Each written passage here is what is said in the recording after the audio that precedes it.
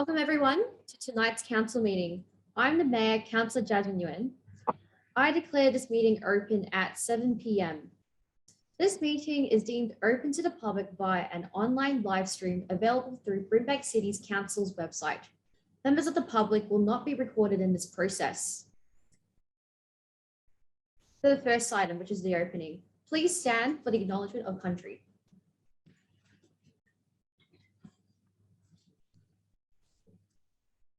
On behalf of Brimbank City Council, I would like to acknowledge the traditional custodians of this land, the Wurundjeri Brimbank people, and pay our respects to elders past, present, and emerging. I ask councillors to remain standing for the council commitment. As the council, we will act in the best interests of the Brimbank community and consider the immediate and long-term impacts of our decisions. We will make the decisions fairly and without bias. We will uphold all of our obligations under the laws of Victoria and Council's local laws, and will act in accordance with our code of conduct. Councillor, you can sit now.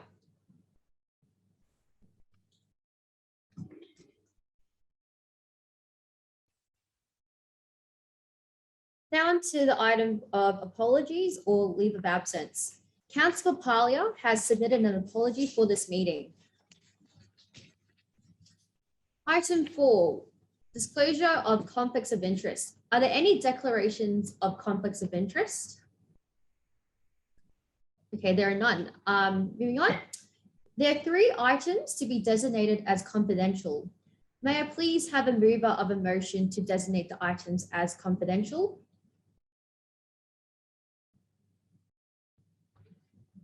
Councillor Borg. As per shared screen. Councillor Borg. Is there a seconder of the motion? Councillor Rasic. Seconder. Thank you. Councillor Borg, would you like to speak on the motion? No, thanks, Madam Mayor. Councillor Rasic, would you like to speak? No, thank you. I put the motion to vote. All those in favour, please raise your hand. That motion carries. Item 6, this is the confirmation of minutes of the previous meetings. May I please have a mover of a motion to confirm the minutes of the previous council meeting? Councillor Tarkos. I move that motion as per shared screen, Madam Mayor. Thank you, Councillor Tarkos. Is there a second of the motion? Councillor David. Madam Mayor. Thank you, Councillor David. Councillor Tarkos, would you like to speak? No, thanks, Madam Mayor. Councillor David. No, thank you, Madam Mayor. Thank you. I put the motion to vote. All those in favour, please raise your hand. That motion carries. So condolences. There is one item of condolences. This is for the passing of John Holloway. May I have a mover of the motion of condolences, please? Councillor Dang.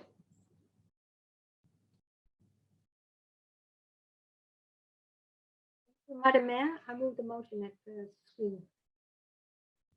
Thank you. Is there a seconder, please? Councillor Tarkos. I second this motion of condolence. Thank you. Thank you. Councillor Dang, would you like to speak on the motion? Thank you, Madam Mayor. Yes, I would like to send my deepest condolences to Mr. John Holloway family for his loss. Thank you. Thank you. Councillor Tarkos, would you like to speak as seconder?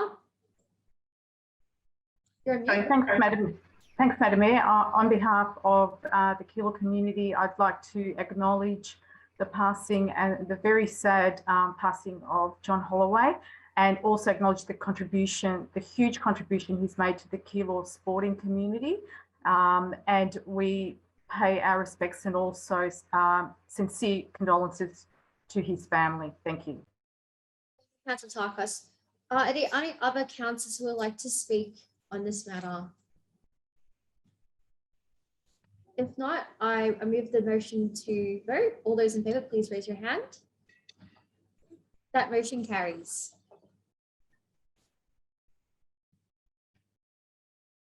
This is moving on to the next session. For congratulations. There are two items of congratulations. The first one is the Brimbank Australia Day Awards. May I have a mover of congratulations?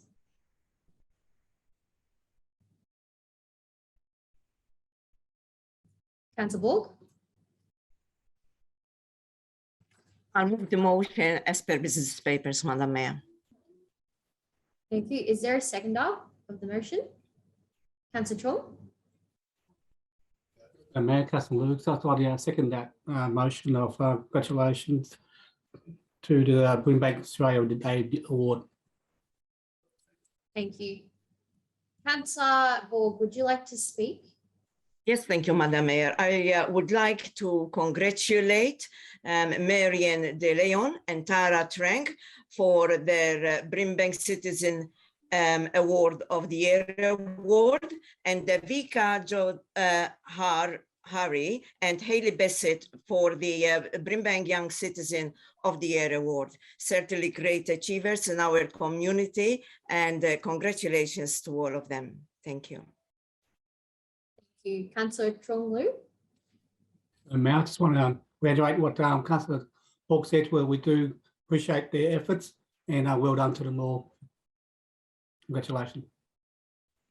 Thank you. Any other councillor who would like to speak on this? I put the motion to vote. All those in favour, please raise your hand. That motion carries. The next item for congratulations is recipients of the Order of Australia. Is there a mover of this motion of congratulations? Councillor Takos? I move the motion of congratulations as per business papers. Thanks, Madam Mayor. Thank you, Councillor Takos. Is there a seconder for this motion? Councillor David? Second, Madam Mayor. Thank you. Thank you. Councillor Takos, would you like to speak on this motion? Yes, thanks, Madam Mayor. On behalf of Brimbank City Council, I'd like to extend congratulations to all recipients of the Order of Australia medals. The Order of Australia recognises Australians who have demonstrated outstanding service or exceptional achievement throughout the following four categories: Companion of the Order of Australia, AC, Officer of the Order of Australia, AO, Member of the Order of Australia, AM, and also the Medal of the Order of Australia, which is OAM, awarded for service worthy of particular recognition. Special acknowledgement, appreciation and consideration to all recipients of the 2022 Order of Australia Medal that reside within Brimbank, and also where the awards for services provided benefit to the municipality of Brimbank. Thank you. Councillor Takos? Councillor David, would you like to speak as seconder? Very briefly, Madam Mayor, it's a great achievement for someone to win an Order of Australia.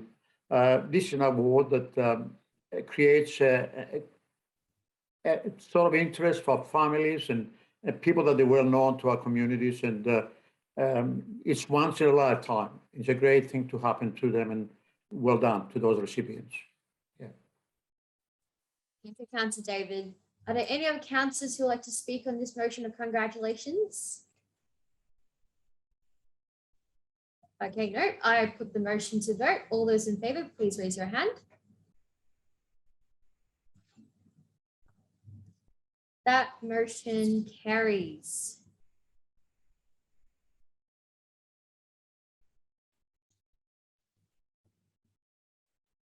Moving on to the next item. Madam Mayor, I just want to point of order, Madam Mayor. I just wonder if I can ask for congratulations without notices, please. Okay, yeah, And- please. Yes, to do that is to congratulate the St. Albans and a lot of sunshine lunar year celebrations. Is there a seconder for this motion? Councillor Liu? Madam Mayor, I'll second that motion. Congratulations to the Sunshine Business Association for the TED Festival Lunar New Year. Thank you. Councillor David, as the mover of the motion, would you like to speak on? Yeah, just to say a few words, Madam Mayor. This is a wonderful thing that is happening to our community, and for the first time, as well, you were there. Councillor Liu and Councillor Borg, she was there as well. And the first time it ever happened since Sunshine. And I thought they lifted the bar somehow. It was the best I've seen. And I've been to these type of celebrations many, many of years. And I like what I saw in Sunshine. We had a terrific celebrations again at St. Albans on Sunday, but I thought Sunshine, he lifted the bar. It was wonderful. We saw elderly people, middle-aged people, young children dancing in the middle of Hampshire Road. That was something that had never happened before. And I think what we will do is, as council, we should try and support the Sunshine Business Association to continue on. And they want to continue on, but they need a bit of help. And I think we as council should try and help in a way to do it better. And as for St. Albans, you've all been there yesterday. Wonderful happiness again. It's been going for the 24 years. I remember them all somehow. And it's better and better every year. So well done to all of them. It's such a short time. That was extremely brought together to the people, and everybody was happy in a way, and so they should be. That's enough for me, Madam Mayor. Thank you. Councillor David. Councillor Liu, as seconder, would you like to speak on this motion of congratulations? Yes, thanks, Madam Mayor. Thank you, Councillor David. Yes, definitely congratulations to the Sunshine Business Association and the president of the association in Voodoo, and all the staff involved, and including the Brimbank staff. It was the first time that Sunshine actually put up a TED festival, which is a Lunar Year festival. And that means in Brimbank, we've got 2 major festivals for Lunar New Year in whole Victoria. And after 2 years of COVID, Sunshine had definitely raised the bar. I've been to several ones before Sunshine, which is down in Yarra and Footscray and down Dandenong. It's definitely Sunshine lifted the bar, and it was tremendous atmosphere. The location is fantastic. So tremendous to all the staff involved. It was a great show, and I hope, and I know it will continue with Sunshine and St. Albans. Will make Brimbank a great location for the future, moving on relating to the New Year Festival. Well done, guys. Congratulations, Sunshine Business Association. Thank you, Councillor Liu. Are there any other councillors who'd like to speak on this motion? Councillor Tarkos. Yes, I'd like to congratulate Sunshine on their first lunar or tech new year. I'd also like to extend the congratulations to the St. Albans Traders Association, and also our contribution as council to the highly successful St. Albans Lunar New Year. If there's one thing this pandemic has done, is really isolated people, and both of these events have shown just how much connection and bringing together, and the smiles on people's faces when they saw the dragon dance, and also all the stall holders and all the traders actually coming out, and it just felt like a very normal feeling again, that we were able to celebrate and feel that freedom. So a big congratulations to the Traders Association, who managed to put 6 months of work into 6 weeks and still pull it off and be highly successful for both events. Thank you. Councillor Tarkos. Are there any other councillors who'd like to speak on this? I'll put the motion to vote. All those in favour, please raise your hand. Yep, this motion of congratulations carries. And I can totally agree. I've been to both the events. Congratulations to the Sunshine Business Association for their first Lunar Year Festival in Hampshire Road. And also amazing work as well to the St. Albans Business Association for continuing the festival in St. Albans. We're moving on to public question time. Ms. Blatchford, I understand we have received questions from the members of the public. Thank you, Madam Mayor. We have. And for brevity, non-essential content has been edited from the original question. My question is with regards to the old Brimbank Council building. The new owners are the developers of the land next door who agreed to protect this mural. This has not occurred. Are there penalties in place for the developers? Does Brimbank Council have a Point representative? of order, Madam Mayor. Yes? I can't hear properly. I can't hear. I don't know if anyone else has got the same issue. Thank you. Give us a second while we get that checked.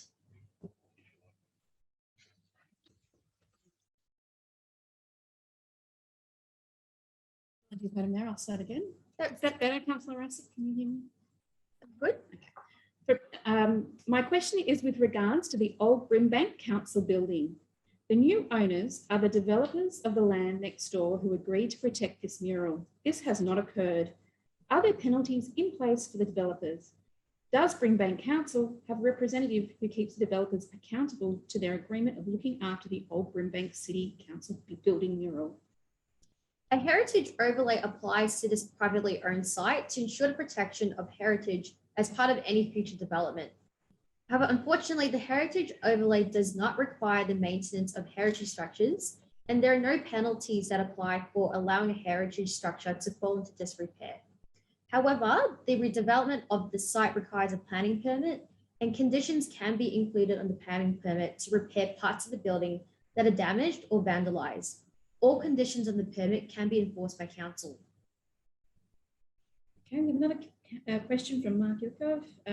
Non-essential content has been edited from the original question. Solomon Heights is listed as a current project on the council website, but has had no update in nearly 2 years. Can council provide an update on what has been and will be occurring in the subdivision? Yes, so the information on council's website for Solomon Heights is current, and council in its role as a responsible authority has received a retrospective planning permit application for the earthworks on the estate. The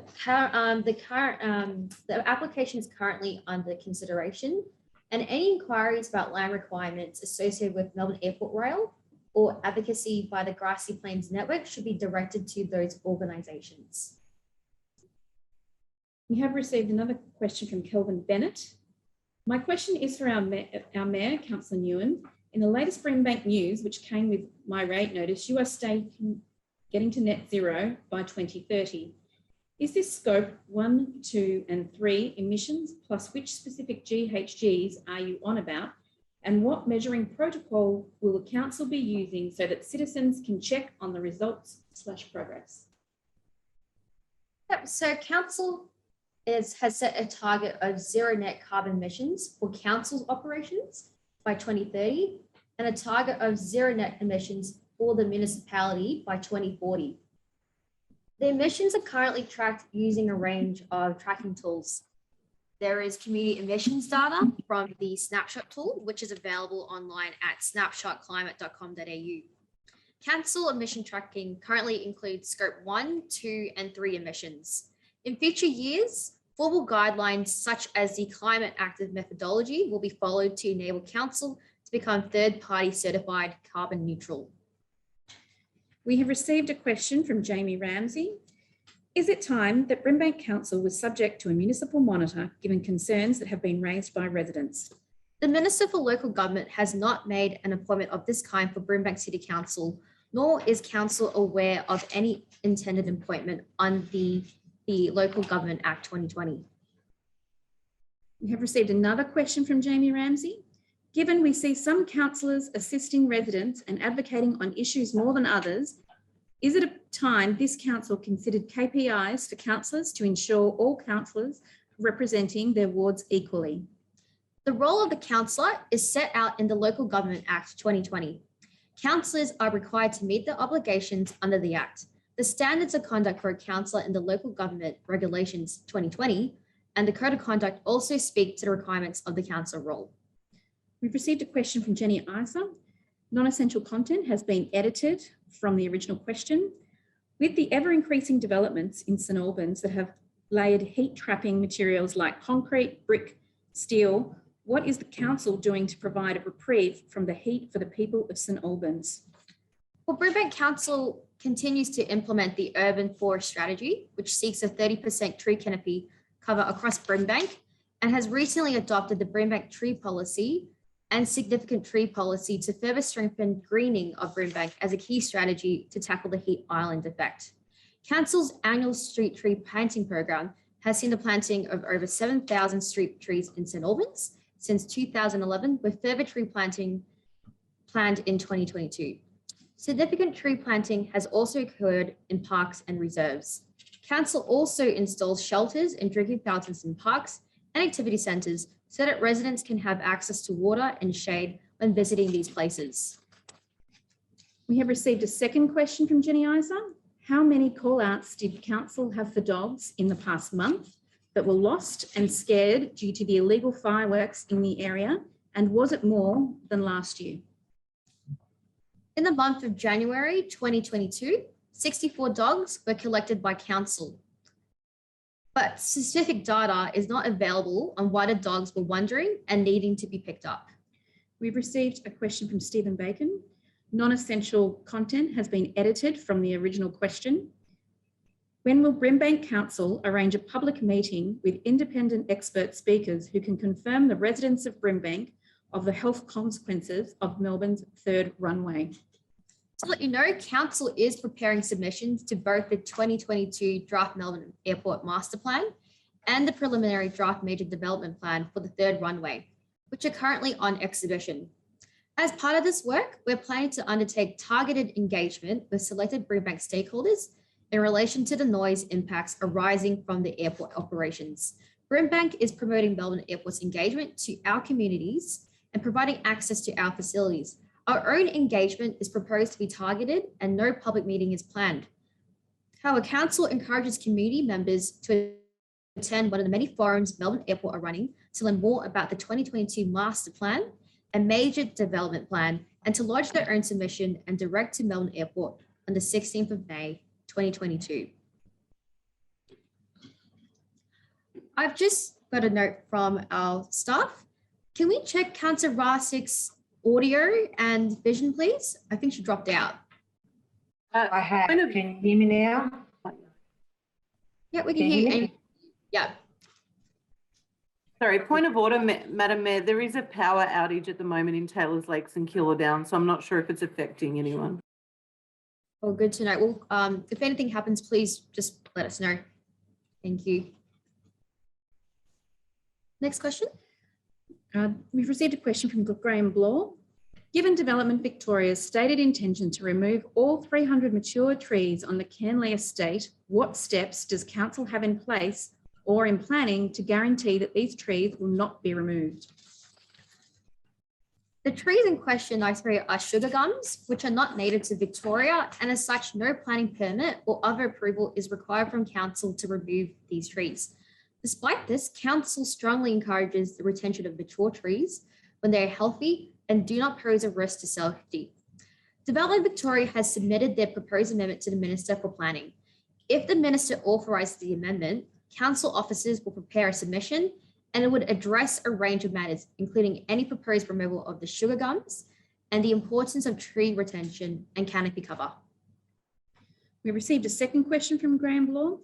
Can Brimbank Council please explain why it takes 9 to 10 days to receive emailed answers to questions raised and aim to vastly improve the speed of the feedback process? Thank you for your feedback. I've asked the responsible director to get in touch with you to discuss your issue and explain any applicable policy or process. We received a question from Despina Havelas. Can the new CEO, Fiona Blair, organise a community meet and greet session so we can meet her as Brimbank community residents? Yeah, so community feedback is extremely important for a council and a CEO, and this can be done in a range of different ways, from digital channels, face-to-face, through to community events and more. We've received a second question from Despina Havelas. Non-essential content has been edited from the original question. Council has been putting the following recommendations in reports. Authorise officers to redirect resources in order to give effect to the recommendations in this report if any such redirection is reasonably required as a result of the change caused by the COVID-19 pandemic and in accordance with any delegations made by council in effect at that time. How will the community and councillors be updated of these changes so we know Brimbank City Council is transparent when in these matters happen in regards to money and resources? Council officers are required to take action on matters in accordance with council resolutions. Any notifications of redirection of resources for COVID-19 that are received by the governance team will be reported through to the governance report. A diversion of financial resources will be tracked through the quarterly financial report and reported back to council. We have received a question from Margaret Gutierrez. In November 2020, the old Calder Highway / Sunshine Avenue / Melton Highway conversion to traffic lights to the tune of 16.86 million was announced. Has council received any more information on when this is going to occur? The Department of Transport are progressing this project and are currently developing an intersection design plan and seeking comments from various stakeholders. They anticipate the design to be completed later this year, with tendering to occur in early 2023, construction to commence in mid-2023, and be completed by mid-2024. We have received a question from John Heddich. Given the transformation of Brimbank requires an integrated vision and plan, when will the draft Sunshine National Employment and Innovation Cluster Framework Plan be finalised and publicly released? The Sunshine National Employment and Innovation Cluster Framework Plan will be developed by the state government. There's no date for finalisation and public release available yet. We received a second question from John Heddich. Who has responsibility for leading the completion of the draft National Employment and Innovation Cluster Framework Plan, Department of Transport or Department of Planning? So it's understood that the Department of Transport will be coordinating the delivery of the framework plan with support from the BPA. We received a question from W. Edwards. Non-essential content has been edited from the original question. What steps are the council taking to installing the Booker Court system at the existing Deer Park Tennis Club in order to increase its utilisation and offer local Canley and Deer Park residents the opportunity for a casual hit and practice? Yes, so council has been working with the Deer Park Tennis Club and Tennis Victoria over the past 3 months on installing the Booker Court system at the club. The Deer Park Tennis Club have now committed to the system. The system should be installed in the coming months, depending on contractor availability. In the meantime, the Deer Park Tennis Club can be contacted directly to facilitate a booking for casual court usage. We received a second question from W. Edwards. Non-essential content has been edited from the original question. What steps the Brimbank Council taking to allow for local residents to be able to use the existing Victoria University College tennis courts casually to increase sports participation and improve their mental and physical health in this area? Yeah, thank you for your question. There have been a couple of steps that officers have took. So the officers have met with the Victoria School Building Authority and directly with the principal of the new campus on multiple occasions to discuss how a joint user agreement between the school and the council could work for community access to the multiple sports facilities on site. Council will continue to pursue this avenue to formalise an agreement through the Education Department. We've received a question from J1. Non-essential content has been edited from the original question. Can Brimbank Council please give us a short summary of the progress so far with the redevelopment plans of Deer Park Library? Yep, Council has completed the St Albans Library and Deer Park Library preliminary study, which is available on Council's website, which is the first step in planning for the redevelopment of the facilities. The next stage of planning, subject to availability of funding, is to determine the additional services for both sites, and it will offer and develop a business case for each facility. And can we just receive a procedural motion to extend the public question time? Is there a councillor that can move that? Councillor Tarkos? Madam Mayor, I move that we extend question time to finalise the questions. Thank you. Thank you. Is there a second after the motion? Councillor Kerr? Second the motion to extend the time. Yeah. Can we? Yep. Can all those in favour please raise their hand? That motion carries. Let's go to the next question. We've received a second question from J1. Given that Development Victoria's plan for the 41 hectares on corner of Canley Drive and Ballarat Road will include increasing housing and population to the area, will Brimbank Council support the residents in advocating for a community centre / library / kindergarten area to support the growing population and its recreational and educational needs? So council is guided by the strategic framework in the adopted community services and infrastructure plan, as well as the sports facility development plan and further work that results from implementation of these two plans. Residents are able to advocate to other providers for facilities and services, and council can provide its evidence base as required. I believe that's the last question. Thank you everyone for submitting your questions. Moving on to the next item of petitions. There are no petitions to be received. And we have one item of minutes/reports of delegated committees. Now, this is the item 11.1, Lead West Joint Delegated Committee. May I please have a mover of a motion for this item? Councillor Liu?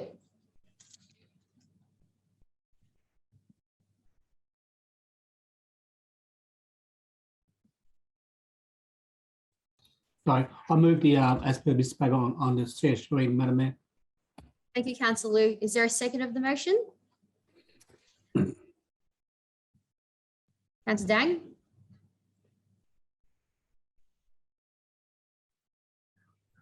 Seconded. Thank you, Madam Mayor. Thank you, Councillor Dang. Councillor Liu, would you like to speak on the motion? Thank you. Thank you, Councillor Liu. Councillor Dang, would you like to speak? No, thank you, Madam Mayor. Thank you. Does any other council want to speak on this motion? Put this motion to vote. All those in favour, please raise your hand. That motion carries. Thank you. We'll now move on to the officer reports. To note, there are 10 officer reports for consideration by council tonight.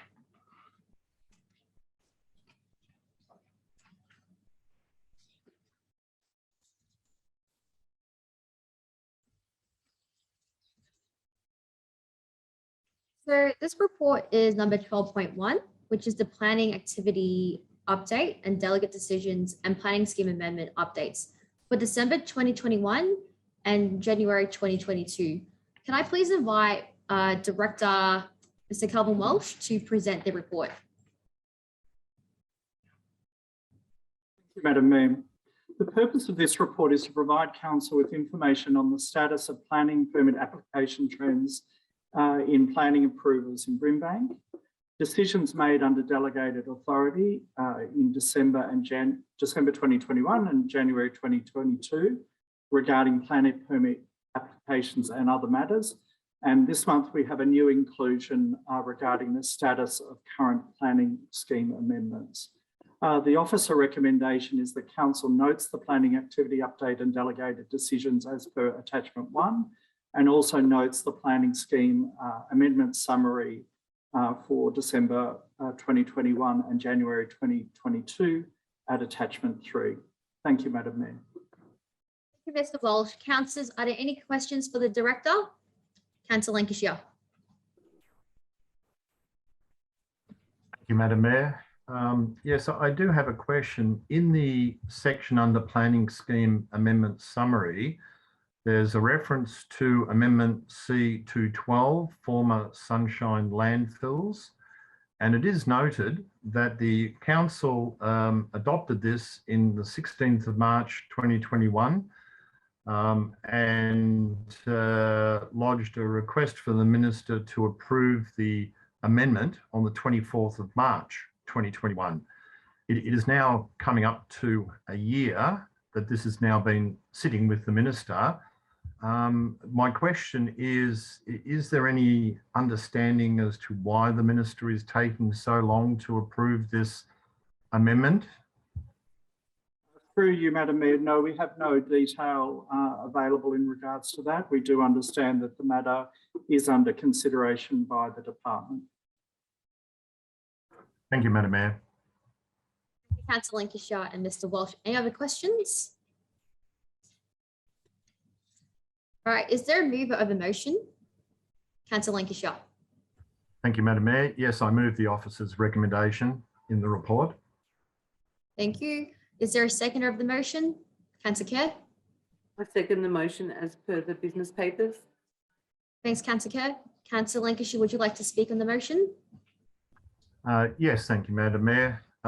Look, this is quite a lot of information that's provided, of course, monthly to Council on planning applications and things like amendments. it does show the tremendous amount of work the planners do. Of course, with the amendments, it is disappointing to see the delays in decision making on amendments, but this is clearly not the fault of our officers or council. It's just sitting there. So we would encourage follow-up action in this area. Thank you very much, Madam Mayor. Thank you, Councillor Lancashire. Councillor Kerr, would you like to speak as seconder? No, thank you, Madam Mayor. Thank you, Councillor Kerr. Any other councillors want to speak on this motion? I'll put the motion to vote. All those in favour, please raise your hand. That motion carries. Moving on to the next officer report, 12.2, planning compliance activity update. This is from the 1st October to the 31st of December in 2021.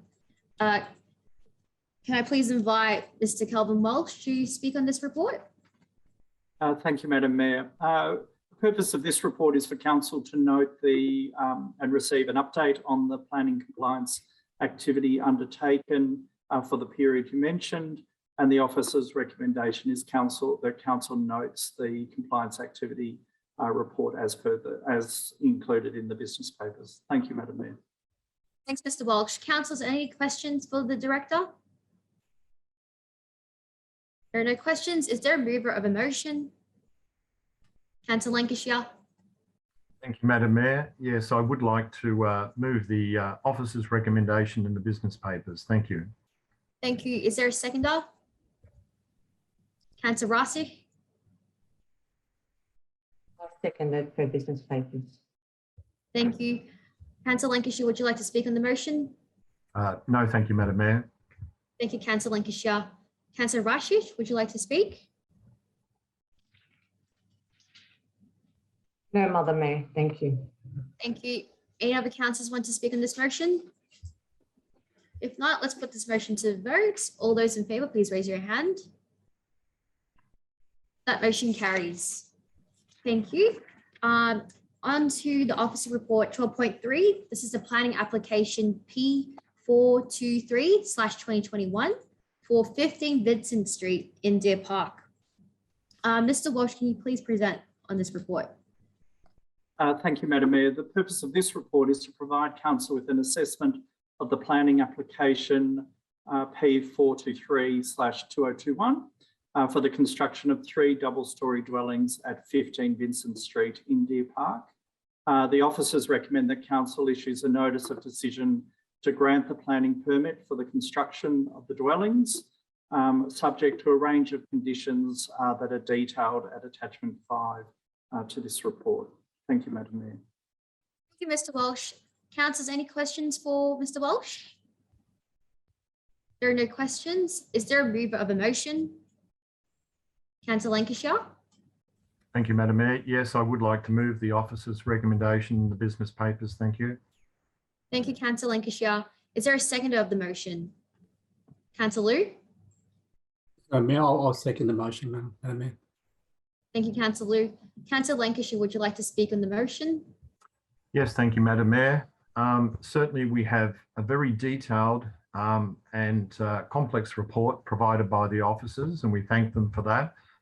We did have the pleasure last week of the Planning Committee where we got to meet and have a presentation from the applicant and the objectors to this application. And I would also like to thank them for making their time available to help inform Council's decision. This application is an interesting one. It's in a zone that does encourage multi-unit development. We have a proposal which involves all of the units in this, which is 3, a 2-storey. However, there is a single one to the front, which I'm pleased to see gives the impression of a single dwelling on the site. The other 2 dwellings sit behind that. So the impression to the street is one of a normal dwelling. And I think that's an attractive proposal to show for the street. Things like overlooking have been eliminated through translucent windows on the first floor. The overshadowing that occurs, despite the fact it's a two-storey development, is minimal and will have minimal impact on adjoining developments. I believe that this will add some value to the area and quality of development, and may also help in a small way in affordable housing to get additional dwellings in our area. So in that regard, I'm prepared to support the officer's recommendation. Thank you, Madam Mayor. Thank you, Councillor Lancashire. Councillor Liu, would you like to speak as seconder? Mayor, just briefly, like Councillor mentioned earlier, that we heard the voice of the applicants and also the voice of those who opposed the development. And we understand all those who opposed to it, and we hear the concern. Unfortunately, we only can base evidence on the applications on the particular one. We can't base on future applicants or future development on this application. So we can only go on whatever is on these applications. And as long as all conditions are met, this council will see very little issues not opposing it. So we, I would say, is that we got this application, we're going to only based on its merit, and we have to accept it, and we'll accept the last officer recommendations. Thank you, Councillor Liu. Any other councillors want to speak on this motion? Councillor Borg. Thank you, Madam Mayor. I have done a lot of thinking about this planning application. I thoroughly read the report and the submissions. While I strongly empathize with the community's concerns, I will be supporting this application. The main objection was the potential for parking increase and the heavy trafficking in the area believed to compromise safety. It's important to note, as already pointed out by Councillor Lancashire, this is a residential growth area. As it is located near the railway station, it is not uncommon in metropolitan Melbourne to have rail commuters parking on the nearby streets. Despite the additional street parking, there is nothing to suggest that the local road network cannot support the additional dwellings proposed on this site. The report also addresses other concerns regarding neighborhood character, harmony, and noise. I am satisfied with the full detailed assessment of this application. I can see that it complies with all the requirements for clause 55, subject to some planning conditions being included. I will be supporting this report. Councillor Borg. Councillor Branton. Madam Mayor, I also will be supporting the planning application as is. I live just around the corner from that property. My house is nearly on all of the application plans, aerial photos. So I go down that street pretty regularly. I haven't seen it get very busy very often during the day, but I can understand that it might as we get more units. Every other street has a 2-hour parking zone. That street doesn't. So that can be a control for the concern around the traffic, the parking on the street. But if we expect to be a growth zone, that's minutes walk from the train station, and we want affordable housing so that people can still work close to the city. So I'll be supporting it. Councillor Branton. I see Councillor Tarkas would like to speak in this motion. I want to speak against it, Madam Mayor, if that's okay. Madam Mayor, I also attended the planning forum, and whilst I understand this application falls within a growth zone and ticks all the boxes as mentioned, and the demand for housing within service amenities and amendments, I am very concerned at the additional unmet parking needs that this development will create, as well as the traffic that would impact safety for the current community. Currently, the objectives are indicating parking is already at capacity. Due to the streets being used by rail commuters, essentially, in the local streets. I have seen what this has done to St Albans and Sunshine as well, near the hospital and the station, which has made it almost impossible to drive out of some of these driveways for people to get their kids to school and to get to work, creating chaotic situations and unsafe situations. Madam Mayor, whilst I recognise that residential growth is encouraged for Brimbank strategically through higher density builds, I also recognise the pressure that this puts on our amenity and support services, the heat island effect it creates, and the reduction in livability, and that some balance needs to be struck so that increased housing development in growth zones are supported by increased tree canopy, better transport connectivity through buses and other networks, and increased sustainability in the actual residential density itself. Thank you. Thank you, Councillor Tarkos. Councillor David. Yes, thank you, Madam Mayor. I too support the application. It meets all the building regulations there is. The only thing, Madam Mayor, at the planning sitting last week, we had most of the objections is to do with parking, and Councillor Tarkos did say what I was going to say, and she just said it well. Look, close to the stations and becoming a growth area as it is, those units or those partners, they purchased by middle-aged people, young people, people that are going to work. And usually they buy there because it's close to the station, so they can, but I think we can do something about it. I think our bylaw officers should try and peruse all the site. A lot of them I saw the site myself. Last Sunday, after the St Albans celebrations, I passed from there just to have a look. Some of those people, they're cowboys. They're parking just about everywhere. And I think we can do something about it.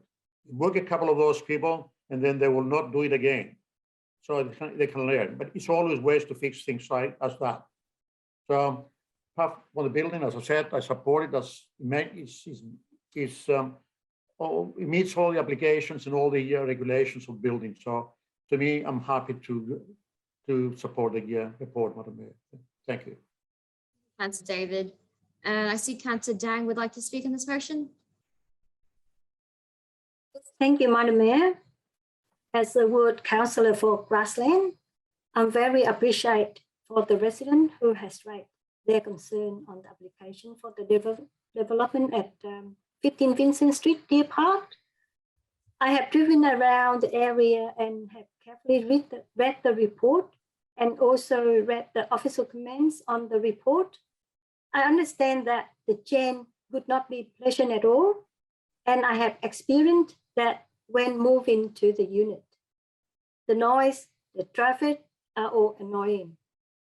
But when thinking about a young family and people who cannot afford to buy the house, so I raised the question to myself, what happens if we aren't support the affordable townhouse or unit plan in the residential growth zone? Thank you, Madam Mayor. Councillor Dang. Any other councillors who'd like to speak in this motion? If not, I'll put the motion to vote. All those in favour, please raise your hand. I'll cancel down. Point of order. Cool. Thank you. All those in favour, please raise your hand. And all those against, please raise your hand. Okay. Based on, I think the motion carries the majority of votes. Thank you.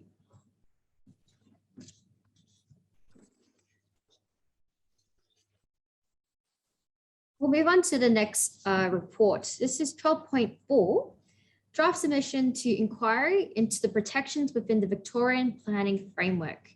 Mr. Welsh, can you please present on this report? Thank you, Madam Mayor. So the purpose of this report is for Council to consider endorsing a Council officer submission to the inquiry as shown at attachment 1. The officer's recommendation is that Council notes the submission to the inquiry at attachment 1 and that it was lodged by January 31st of this year, and notes that the submission was lodged prior to Council's consideration of the matter due to time constraints associated with the timeline for engagement, and that the submission was informed by previous submissions as detailed in the report. The officers also recommend that Council endorses the submission to the inquiry and writes to the committee to advise that it has endorsed the submission. Thank you, Madam Mayor. Thank you, Mr. Wall. Councillors, are there any questions? Councillor Lancashire. Thank you, Madam Mayor. Yes, I could have quite a lot of questions about this, but I'll limit myself to two. Certainly I'd like to start by thanking the officers for their enormous amount of work in this area. And the first question relates to, while there is enormous number of limitations on council times on how we process things, I am concerned about the lack of accountability and timelines on matters by the department and the minister in terms of dealing with planning matters. Have we adequately covered that in the submission? And if I could then say the second question is, the government's introduced planning legislation relating to heritage buildings that get not looked after and are allowed to deteriorate or demolished illegally. And there are some concerns raised about while they've introduced that legislation, it doesn't seem to take effect. And could the Director please comment on what we're doing or what our submission says about those items? Thank you, Madam Mayor. Thank you, Councillor, and through you, Madam Mayor. So on the first item, council officers always respond to opportunities to have engagement or to provide views to the state government, in particular on matters that we do know are of importance to the council. And we do know that this council has a particular interest in protections within the Victorian Planning Framework. So we certainly acknowledge and know that the council is particularly interested in making submissions when the opportunities arise, and therefore we make sure that we mobilise where the opportunities present.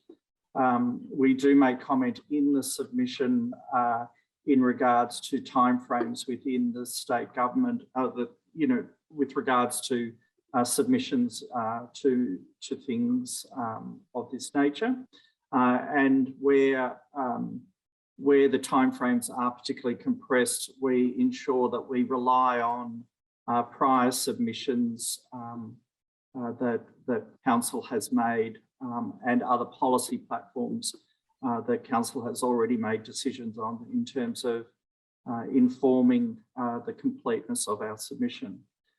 Going to the second point in regards to heritage matters and the recent changes to the legislation, I point council to, in particular, our responses to the terms of reference item 4, which relates to protection of heritage in Victoria, and in particular pages 149 through to 152 of the agenda pack, where we cover a range of matters to deal with our responses to those recent legislative changes, and in particular call for the government to provide further detailed guidance on how, on their expectations on the implementation of those recent legislative changes.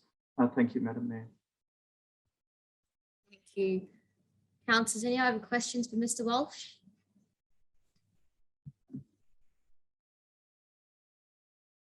All right, no questions left.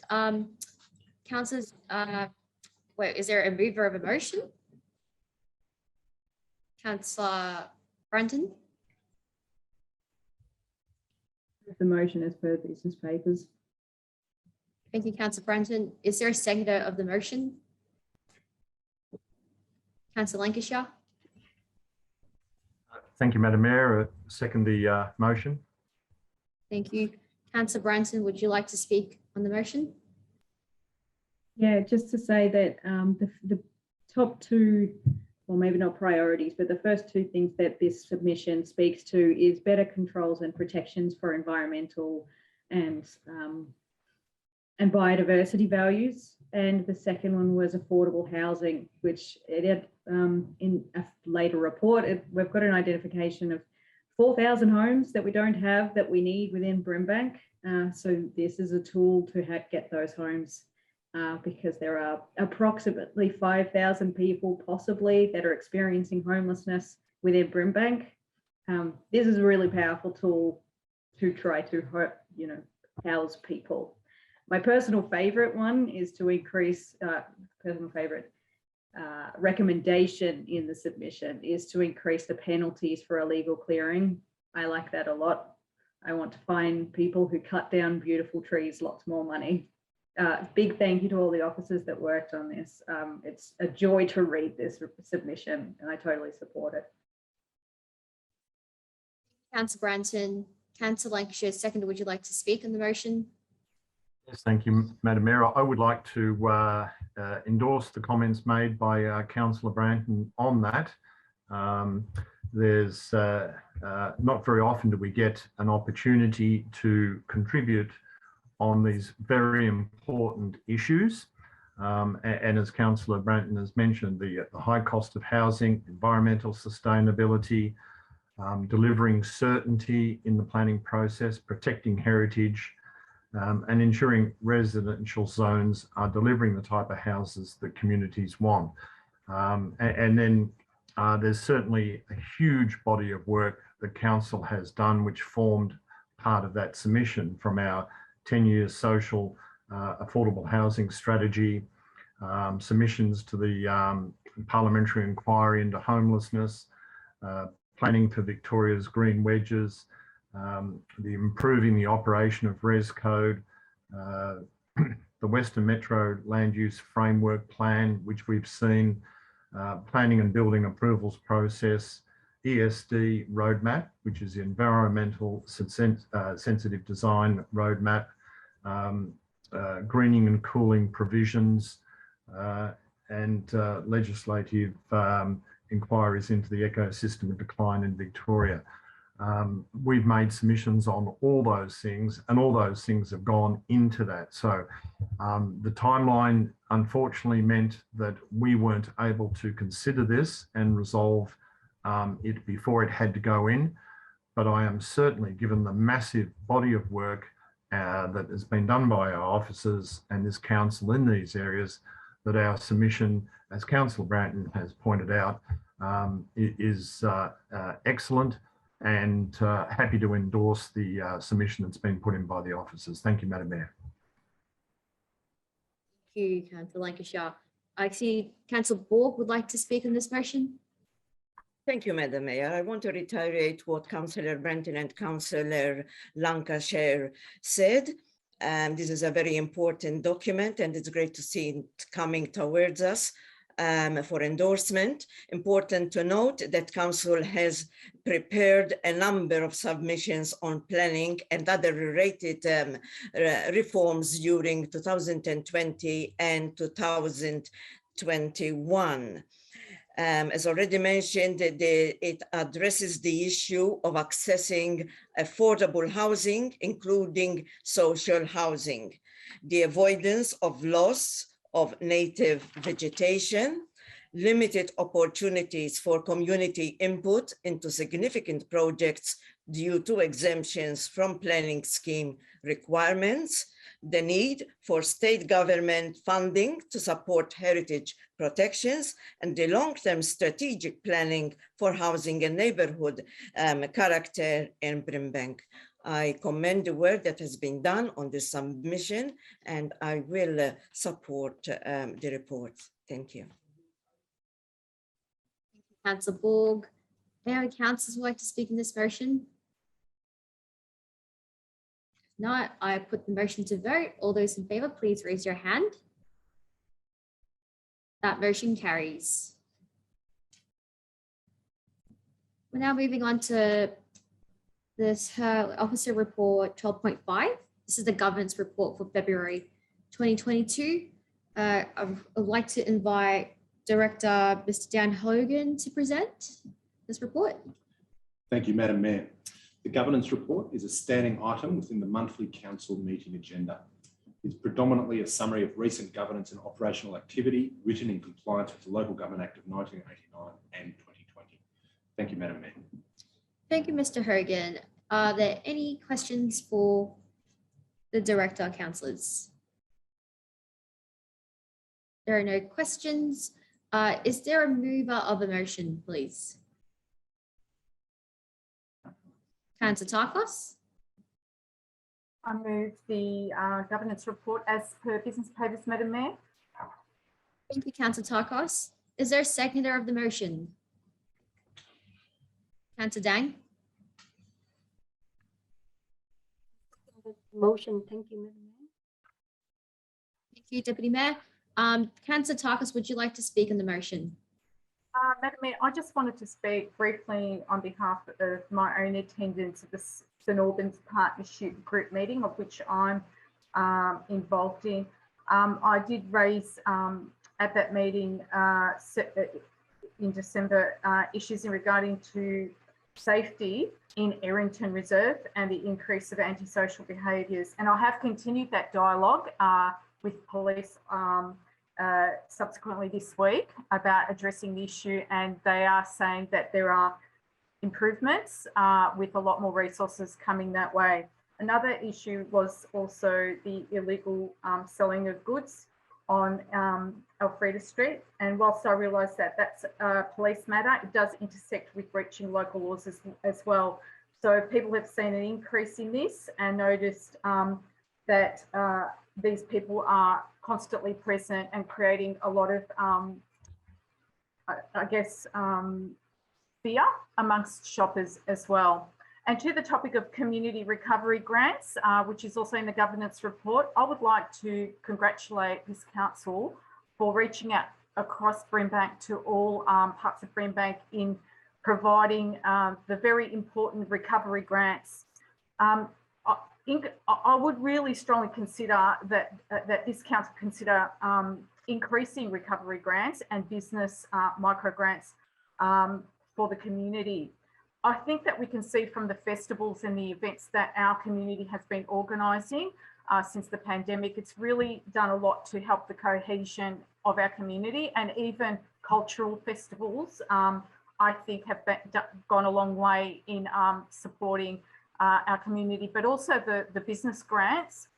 That injection of funds has made a difference of life and death to a lot of businesses. So I really would like to congratulate, you know, the fact that we have been delivering these grants in several stages through our economic development.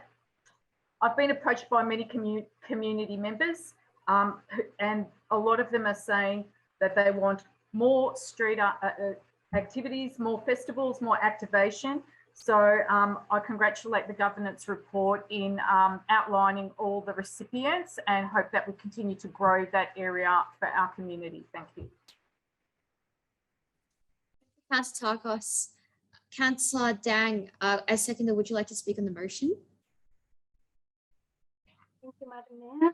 Echo to what Councillor Tarkos said, that I would like to extend congratulations to the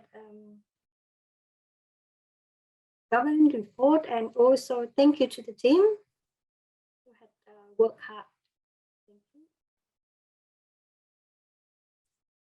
Yeah, thank you, Councillor Dang. Is there another person who would like to speak on the motion? Councillor Rasic. Thank you, Madam Mayor. Following my mayoral role, where I was the portfolio champion for Resilient Brimbank, I'm very pleased to have joined Councillor Lancashire sharing two portfolio roles, Brimbank Innovation and Prosperity's Brimbank portfolio. The Brimbank Innovation portfolio includes governance and probity. The monthly governance report is a standing report to council. The report adheres to best practice and good governance principles. It ensures compliance with the requirement of the Local Government Act 2020. This month report incorporates matters including exercise of delegated authority, records of informal meetings of councillors, committee member appointment, and the Brimbank COVID Business Recovery Grants Program. Council allocated 200,000 to the successful 2021-2022 applicants. The small business grant stream opened on the 10th of August and closed 23rd of September 2021 with 258 applications received. The applicants were assessed and the independent selection panel awarded 20 grants. Business grants were promoted on the council's business e-bulletin, social media, and via direct communications to Brimbank business associations and accountants. To support applicants, council offered online information sessions, community training, and extra support to give applicants the best chance of success. I commend this report to council. Thank you. Councillor Rashid, are there any other councillors who would like to speak on this governance report? Councillor Lancashire. Thank you, Madam Mayor. Yes, in the delegates and representatives reports, it refers to the Metropolitan Local Government Waste Forum, of which I'm council's representative. This forum has, of course, been operating quite some time, and I've been on that forum now as council's representative for 4 years. In the last year, I was elected to the chair of the strategic planning committee of that forum. Just to say that council in the past has been seen as being roads, rates and rubbish. And in terms of rubbish, waste is still very much an important part of council's activities. So it has been a great honour being involved in that, and an interesting committee to be on. Why I particularly mentioned it is because the government is abolishing that committee and transforming it into a government department. So my role on that committee will end in a few months. And of course, my role on the as chair of the SPAG committee for that forum will also end.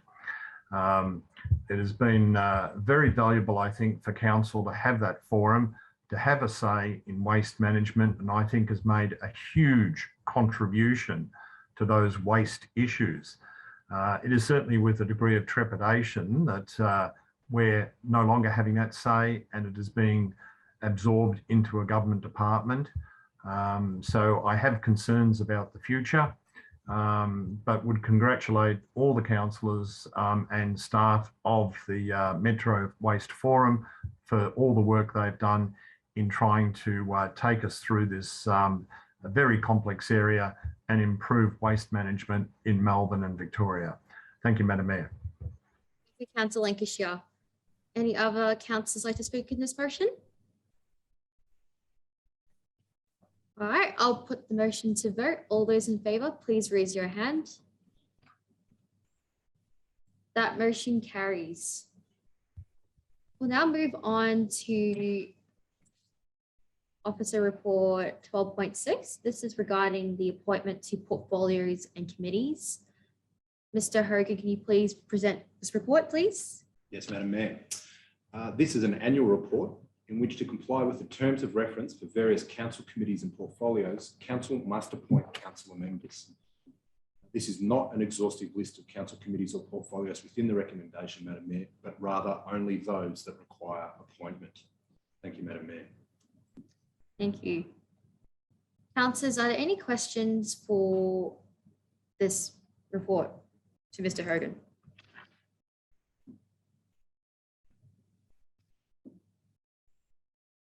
No questions? Councillors, is there a mover of the motion?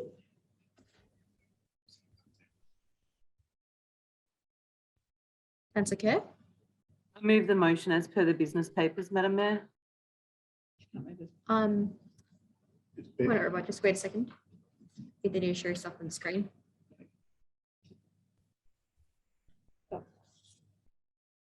Thank you, Councillor Kerr. Would you like to say it again?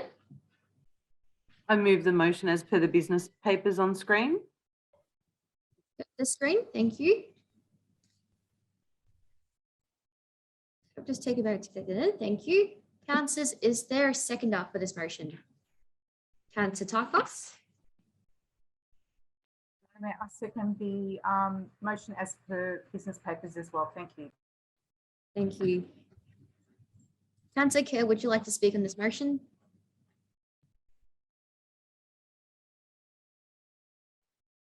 Sorry about that. No, thank you, Madam Mayor. Thank you, Councillor Kerr. Councillor Tarkos, the seconder, would you like to speak on this motion? No, thank you, Madam Mayor. Thank you. Any other councillors who would like to speak on this motion? Councillor Lancashire. Thank you, Madam Mayor. Look, I would like to disagree with the director. He said this is not an exhaustive list.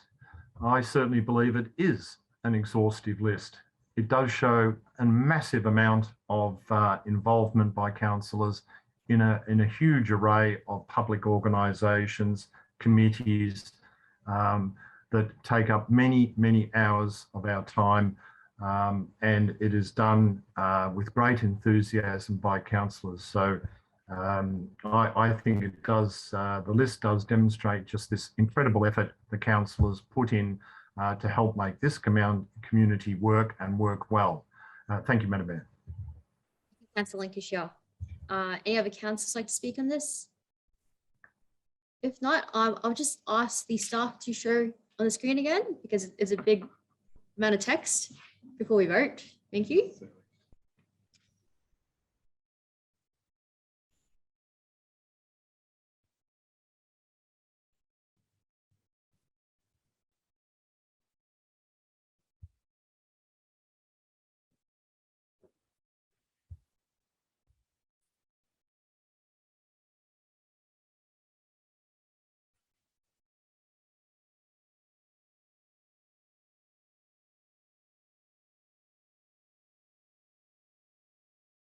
Thank you, councillors. I hope that's enough time. If not, just let me know. But all good. Thank you. Councillors, I'll now put the motion to vote. All those in favour, please raise your hand. That motion carries. Thank you. Now, the next report is okay, so it's called 12.7, Federal Election Advocacy. And I do want to speak on this because it is quite an important matter for us as councillors, given this year is quite a particular year. As you know, there are a couple of elections in place, federal and state, and the most upcoming one is the federal election. And look, it's no surprise to anyone in this council that I'm very passionate about young people and the things that impact them. So in considering the suite of priorities that we may choose to push in the lead up to the federal election, many a continuation of the work and efforts of council and the community over a very long period of time, I'm very pleased to see that youth employment, assistance for mental health, and action on climate change is featured. Importantly, we know that funding the Sunshine Precinct and development of Albion Station, the Sunshine Super Hub, and the surrounding areas is critical to the connectedness and prosperity of our entire community, as is fixing the COLA and striking a Northwest City deal. But it's very much with an eye to our young people and future generations for which a federal response and commitment is critical that I introduced this report to council tonight. We have to acknowledge that Brimbank Council has been consistent and persistent in its advocacy to all levels of government over recent years. It's a fact Brimbank has been historically overlooked in the past. And while there has been more investment in our area, there's still much more that needs to be done to redress the inequity between the West and the East. While tonight's report renews our focus and intent during a window of time, the lead up to a federal election in which all competing parties and candidates make a range of promises and commitments, I want to let you know, the community, that Brimbank Council will work with all sides of politics to get the best outcomes for the community. And that includes the continuation of a number of campaigns and us, which gives us our best chance of success. Should council adopt federal election priorities tonight, there is much more work to do on behalf of our community right up to the declaration of the results. And I look forward to receiving more advocacy reports of our progress in future months. Thank you, councillors. Mr. Hogan, could I please ask you to present on this report? Indeed. Thank you, Madam Mayor. The purpose of this report is for Council to consider its federal election advocacy priorities. Thank you, Madam Mayor. Thank you. Councillors, are there any questions for Mr. Hogan?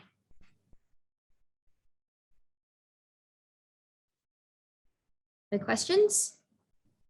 Can I please have a mover of a motion, please? Councillor Tarkos?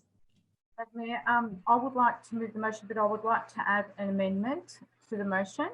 I fully support all that's been done, and I welcome what you said in regards to the priorities.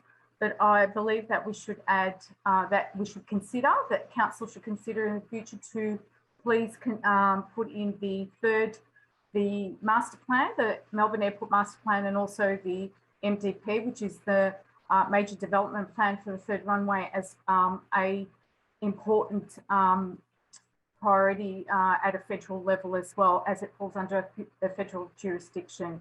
And I'm hearing from my community that this is a really important issue, and it would be appreciated that this council considers it as a priority for future federal level advocacy. Thank you.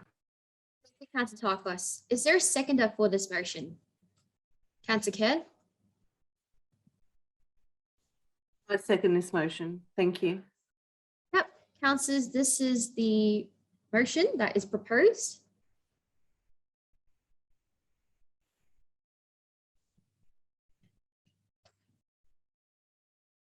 Thank you for showing on screen. Councillor Tarkos, would you like to speak on this motion? Thanks, Madam Mayor. I've already pretty much summed up that it's only that we raise it at the federal level, along with those other key priorities that you've discussed. It's a current issue, and it's a pressing issue for our community, the whole of Brimbank. So I would really appreciate that my councillor colleagues consider this as well. Thank you. Thank you, Councillor Tarkos. Councillor Kerr, would you like to speak? Yes, I'd just like to mention that there has been quite some community attention to this issue of late, and I think it's important that Brimbank advocate on behalf of residents and ratepayers. Thank you. Thank you. Any other councillors like to speak on this motion, please? All right, I'll put them, oh, sorry, Councillor Rashik.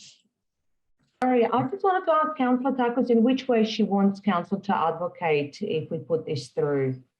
What are we asking for?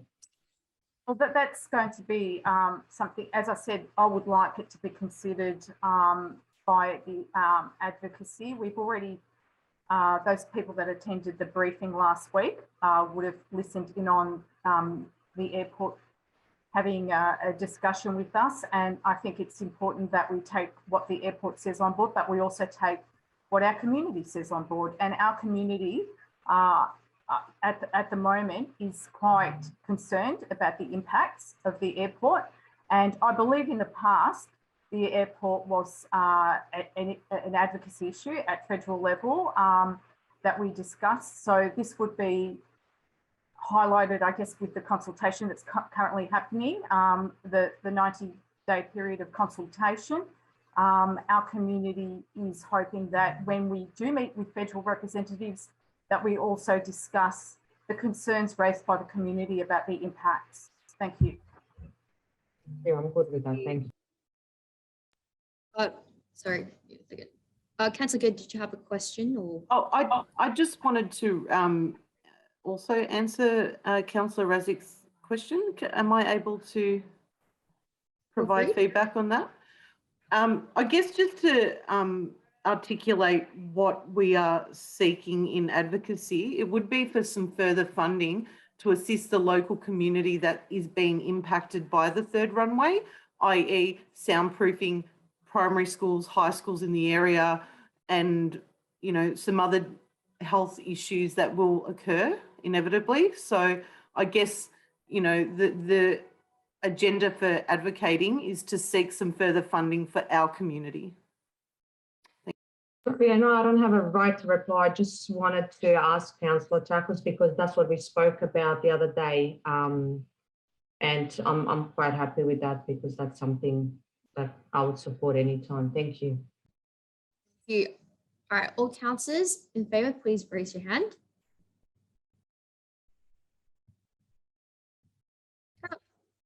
That motion carries.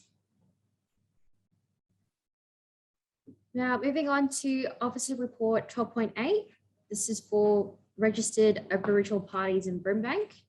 May I please Mayor, ask? Point of order, Madam Mayor. We Oh, sorry. Yeah, what was your point of order? just was an amendment. Now are we going to vote on the actual report, officer report, or just a vote on amendment? It was a motion. It was the motion. So Councillor Tarkos moved the motion with an amendment. Sorry, to the current. Yeah, but it acts as a motion. Oh, would I have to say something listen to the motion itself? Councillor, we've already voted on the motion and debated on it. Yeah, and so I understand what's what the amendment, because Councillor Carlos mentioned she want an amendment to the motion. She actually said that I want an amendment to the motion. To clarify, Councillor Tarkos has moved a motion. An amendment. Yes, an amendment to the motion. So that's what I understand was you mentioned earlier at the start. If that wasn't supported by the majority, then it would have fallen, and we would go to the original recommendation. But because it was seconded and it was then supported, then it becomes the motion. Yes, I mean, I just wanted to kind of say, listen to the officer recommendation. That's all. Okay, to explain, what happened here was when I asked for a motion to be moved, Councillor Tarkos moved a motion. It would be an amendment if someone moved and seconded the officer's recommendation, and then an amendment was provided on top of that officer recommendation. But what has happened? Sorry, man, I was waiting for you to ask anyone else want to have a say into the motion. That's all. You didn't offer anyone else opportunity to say it. Just a few questions back and forth, and not opportunity to say to the motion. You didn't give anyone the council opportunity to say something. You gave opportunity for questions and reply, but didn't ask our council a comment lesson to the motion itself. We had an opportunity to actually have a say listen to that when asked, when we give the opportunity to say anything, Mayor.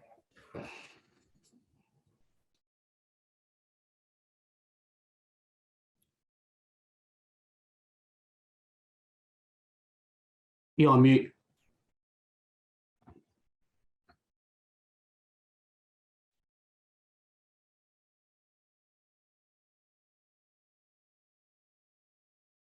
All good?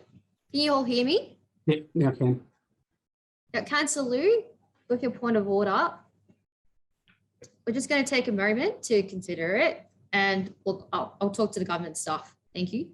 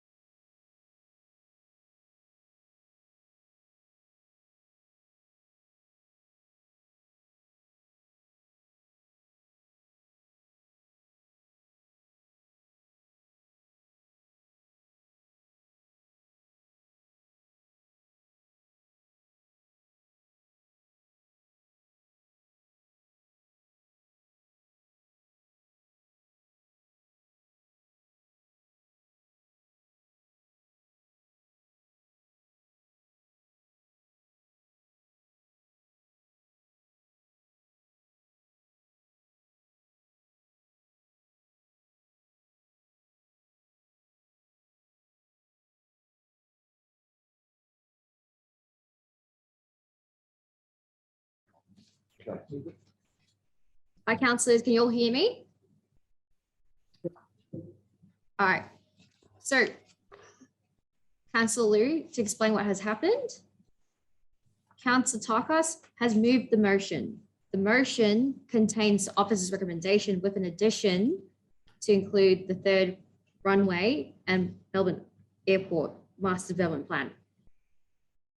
So although she used the word amendment, really what she moved was a motion, and we've all debated it and we've voted on it. So we'll now move on to the next item. Just want to say, just have to move on. I have to support that, Madam Mayor, but you did not offer all the councillors opportunity to speak, listen to the motion. Noted. Thank you. All right, moving to report 12.8. This is registered Aboriginal parties in Brimbank. Director, Ms. Lily Dumble, would you like to speak on this report? Thank you, Madam Mayor. This report is presented to Council for noting and outlines changes announced by the Victorian Aboriginal Heritage Council that from the 1st of July 2021, under the Aboriginal Heritage Act 2006, the country in which Brimbank is located is under the statutory care of its traditional owners, the Bunurong Land Council Aboriginal Corporation to the south and the Wurundjeri Woiwurrung Cultural Heritage Aboriginal Corporation to the north of the municipality, as shown in attachment 1. Thank you, Madam Mayor. Thank you, Ms. Dumble. Any questions for Ms. Dumble, councillors? No questions. Is there a mover of the motion? Councillor Borg. Thank you, Madam Mayor. I move the motion as per shared screen. Thank you, Councillor Borg. Is there a second of the motion? Councillor Rashid. Second up the shared screen. Thank you. Councillor Borg, would you like to speak on the motion? Yes, thank you, Madam Mayor. I welcome this report and its recommendations. It complies with the Reconciliation Action Plan, recognizing and acknowledging the Bunurong people in addition to the Wurundjeri people as the landowners of the land that comprises the municipality of Brimbank Council. I welcome Chris Chambers, the newly appointed local government engagement officer for the Bunurong Land Council, and any members of this community residing in Brimbank. I commend this report to council. Thank you, Councillor Borg. Councillor Rashid, would you like to speak as seconder? Just say that echo what Councillor Borg said, and it's just great to acknowledge traditional owners in any possible way. Thank you. Thank you. Any other councillors like to speak on this motion? Councillor Tarkos. Yes, Madam Mayor, I would like to welcome the Victorian Aboriginal Heritage Council's findings and determination in recognition of the Bunurong Land Council Corporation, along with Wurundjeri Woiwurrung Cultural Heritage Corporation. Brimbank has a very rich and important Aboriginal heritage, and we need to learn more about it and the way our elders looked after our lands and waterways and the respect they had for it and treated it. I look forward to meeting the Bunurong Plan and of course, our council will continue the great work of the conciliation through the RAP committee. I look forward to more learnings of our Indigenous past, present and future conciliations. Thank you. Thank you, Councillor Tarkos. Any other councillors who would like to speak on this motion? All those in favour, please raise your hand. That motion carries. Thank you, councillors. We'll now move on to the next report, 12.9, draft position statement on social and affordable housing. Ms. Dumble, can you please present this report, please? Thank you, Madam Mayor. The draft position statement on social and affordable housing is presented to Council for consideration to be released for a period of community consultation. The draft position statement outlines Council's approach to encouraging and supporting increased supply of social and affordable housing in Brimbank. It is proposed that, subject to Council endorsement, the draft position statement be made available for public consultation for a period of 4 weeks from the 18th of February to the 20th of March 2022. Thank you, Madam Mayor.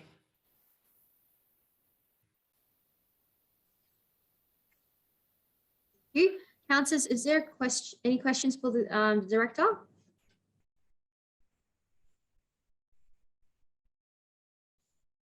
Yep, Councillor Branton. If we put the statement summary on the screen. Yep. I think there's just a short 2-paragraph thing that sort of sums it up. It's coming. Yep.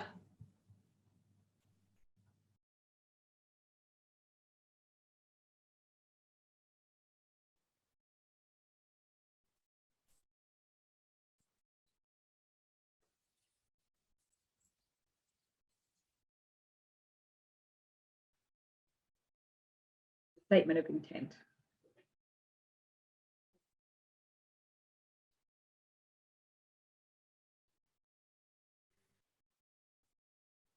So in the report,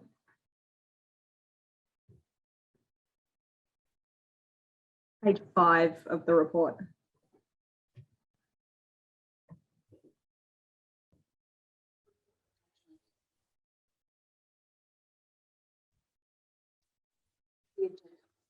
The page 5 of the report has the statement of intent. Just wonder if we could put that up because it sort of sums it up. Yeah, that with the blue text there. I think you just wanted that on the screen.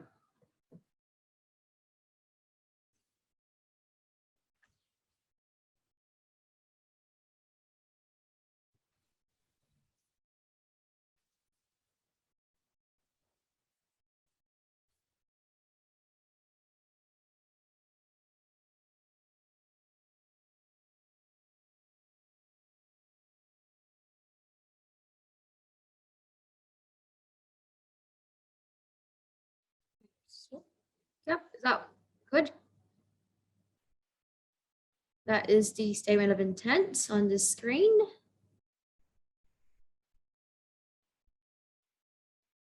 Okay, take it off. Yep, you can take it off now. Okay, thank you, Councillor Branton. Councillors, are there any other questions for Ms. Dumble?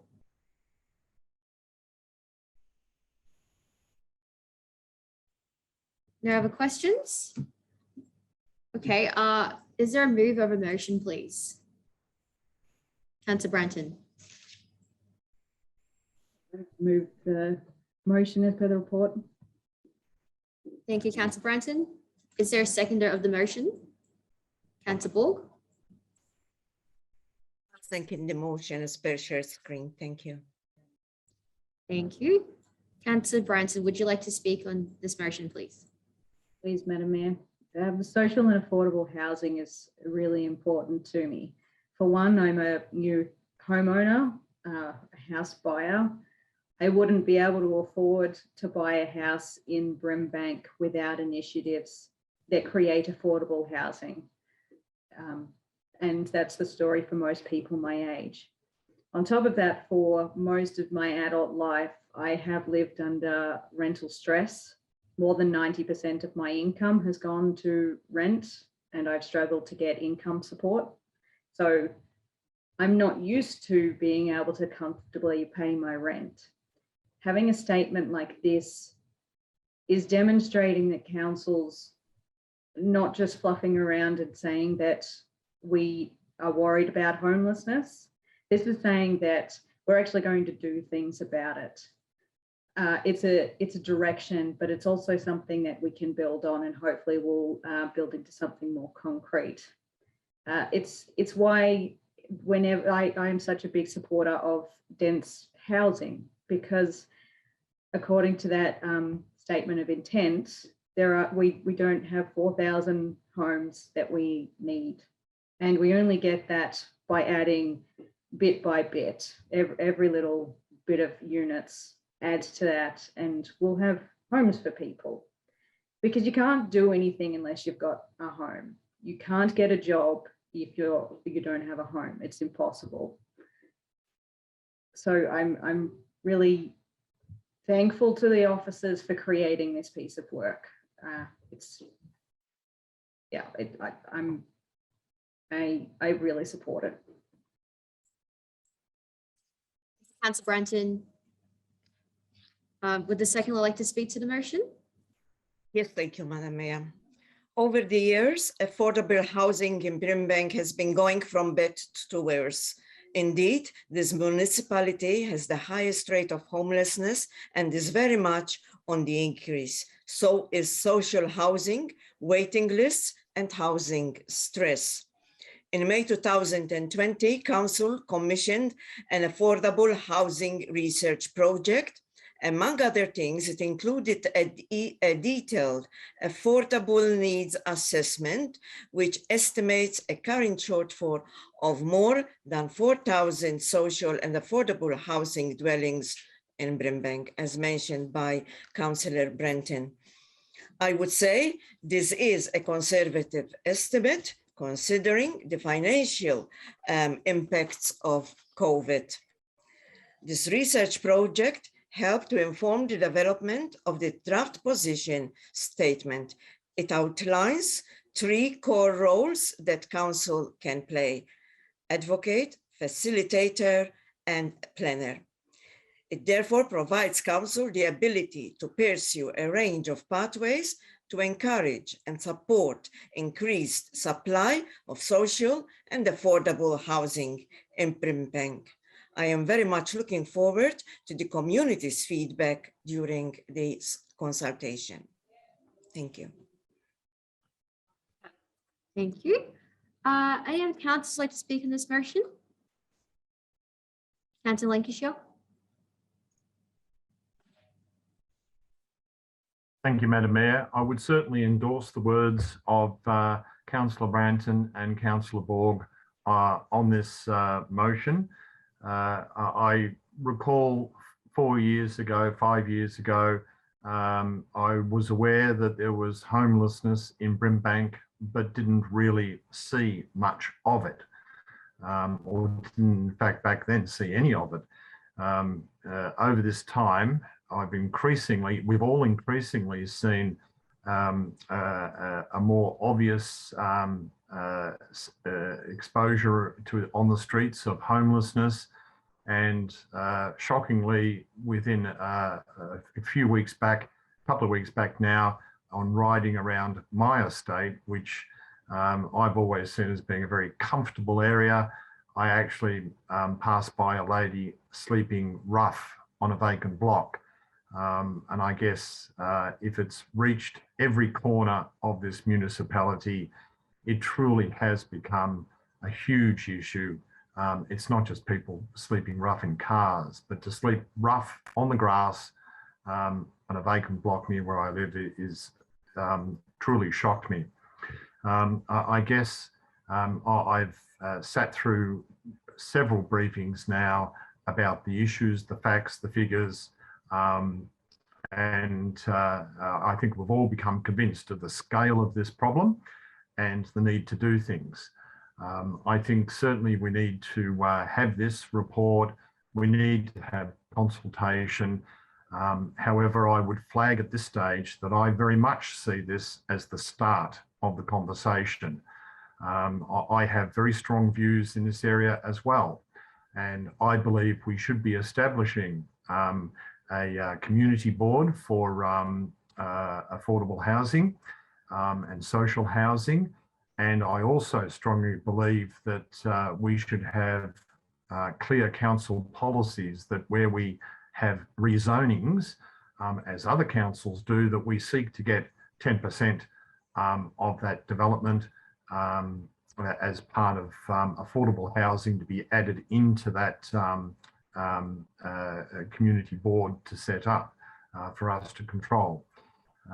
I think we even had a meeting with developers the other day who were looking at an interesting site and proposal, and they actually offered to provide us with a component of affordable housing. I think we need to look at all these options and how we can become a provider in this area and get skin in the game, not necessarily being the housing provider itself, but certainly managing the stock of houses, which managing property is something councils do quite well. This, I recall in discussions quite some time ago where we were coming into some housing and it was suggested, oh, we just give it to a provider. This is why we need a housing authority basis to these things. If we give it away, then that provider may well turn around and say, oh, look, we see priorities elsewhere, Melton, Werribee, Wyndham, whatever, and then sell it and take those assets elsewhere. That's why I think we need to make sure we keep control of those assets through a housing authority, where we get a housing provider to manage it for us, and that we have clear planning policies to make sure that we get our fair share and put us in a position to advocate for building that stock of housing. So again, I support this recommendation. Thank you, Madam Mayor. Thank you, Councillor Lancashire. Are there any other councillors like to speak in this motion? Councillor David. Yes, Madam Mayor, just very briefly, I was very much taken by the spoke and Councillor Brandon, who really spoke from heart. He told us a true story, and indeed, it's one of thousands similar to that. And here at Brimbank, we're growing every day. Remember a while back, working on a case as such for the Housing Commission, as we called before, now Ministry of Housing. Now it's a 15, 16, 20 years waiting. This is shocking stories. And I think I mentioned that many of times the world here in Brimbank, people sleep in the streets. Something has to be done.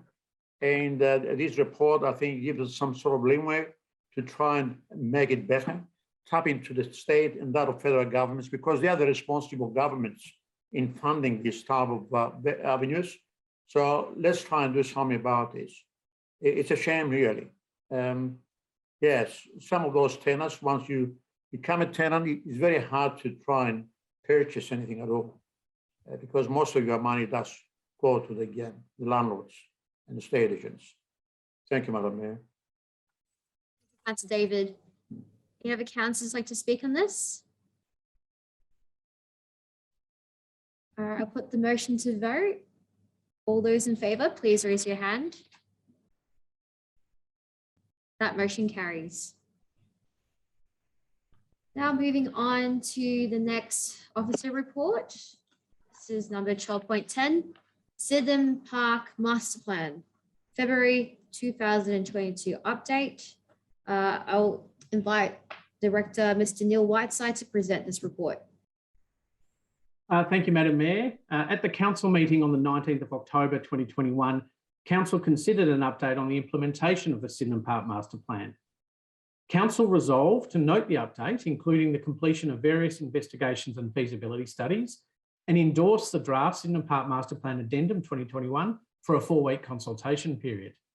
The draft Sydenham Park Master Plan Addendum 2021 was made available for public comment for a 4-week period from the 5th of November to the 5th of December 2021. Council received 24 submissions, and a summary of the submissions and a council officer response is provided at attachment 2 to the report. Based on the submissions to the draft Sydenham Park Master Plan Addendum 2021, it was considered by officers that no changes are required, and therefore it's recommended that council consider adopting the final draft Sydenham Park Master Plan Addendum Update 2022, which is at attachment 1. Thank you, Madam Mayor. Thank you, Mr. Whiteside. Any questions for Mr. Whiteside, councillors?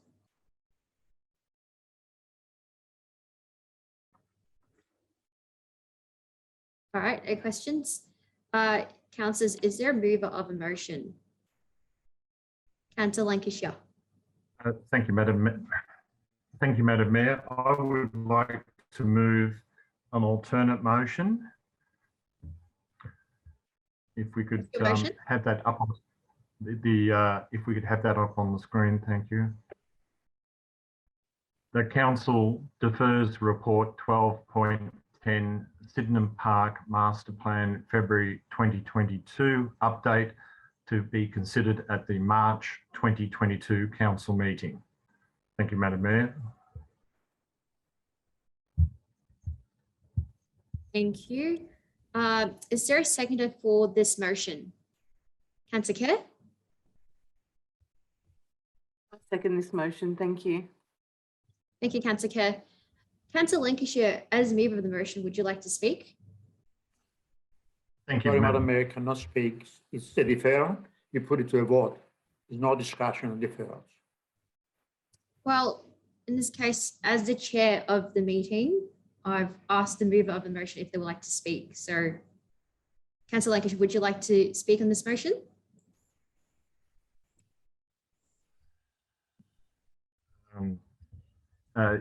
Yes, Madam Mayor, thank you. There are many concerns relating to the proposed master plan update. I will speak on just a few of these issues, which I believe would best be served by delaying consideration of this report to the next council meeting so that these matters can be resolved. We are advised the council has a policy adopted during the time of the administrators that discourages fencing and gates in parks. Despite this policy, this strategy proposes hundreds of metres of new fencing and at least 6 new gates. The submissions received from the community clearly request that the park be open to the public. The strategy appears to be inconsistent with council policy and the express wishes of our community. There is a main gate at the entry to the park. I believe this is sufficient. One of these gates is proposed to restrict public access to the park at a location adjacent to the main entry of the golf course. However, Model Aircraft Club members will be allowed to enter. This means that someone from outside Brimbank who is a member of the Model Aircraft Club will have vehicle access to beyond this point, but the residents of Brimbank who have to park here and walk several hundred metres along a shared pedestrian and vehicle road to get to the walking tracks. This shared road is exposed to both the sun without shade and potential strike from golf balls.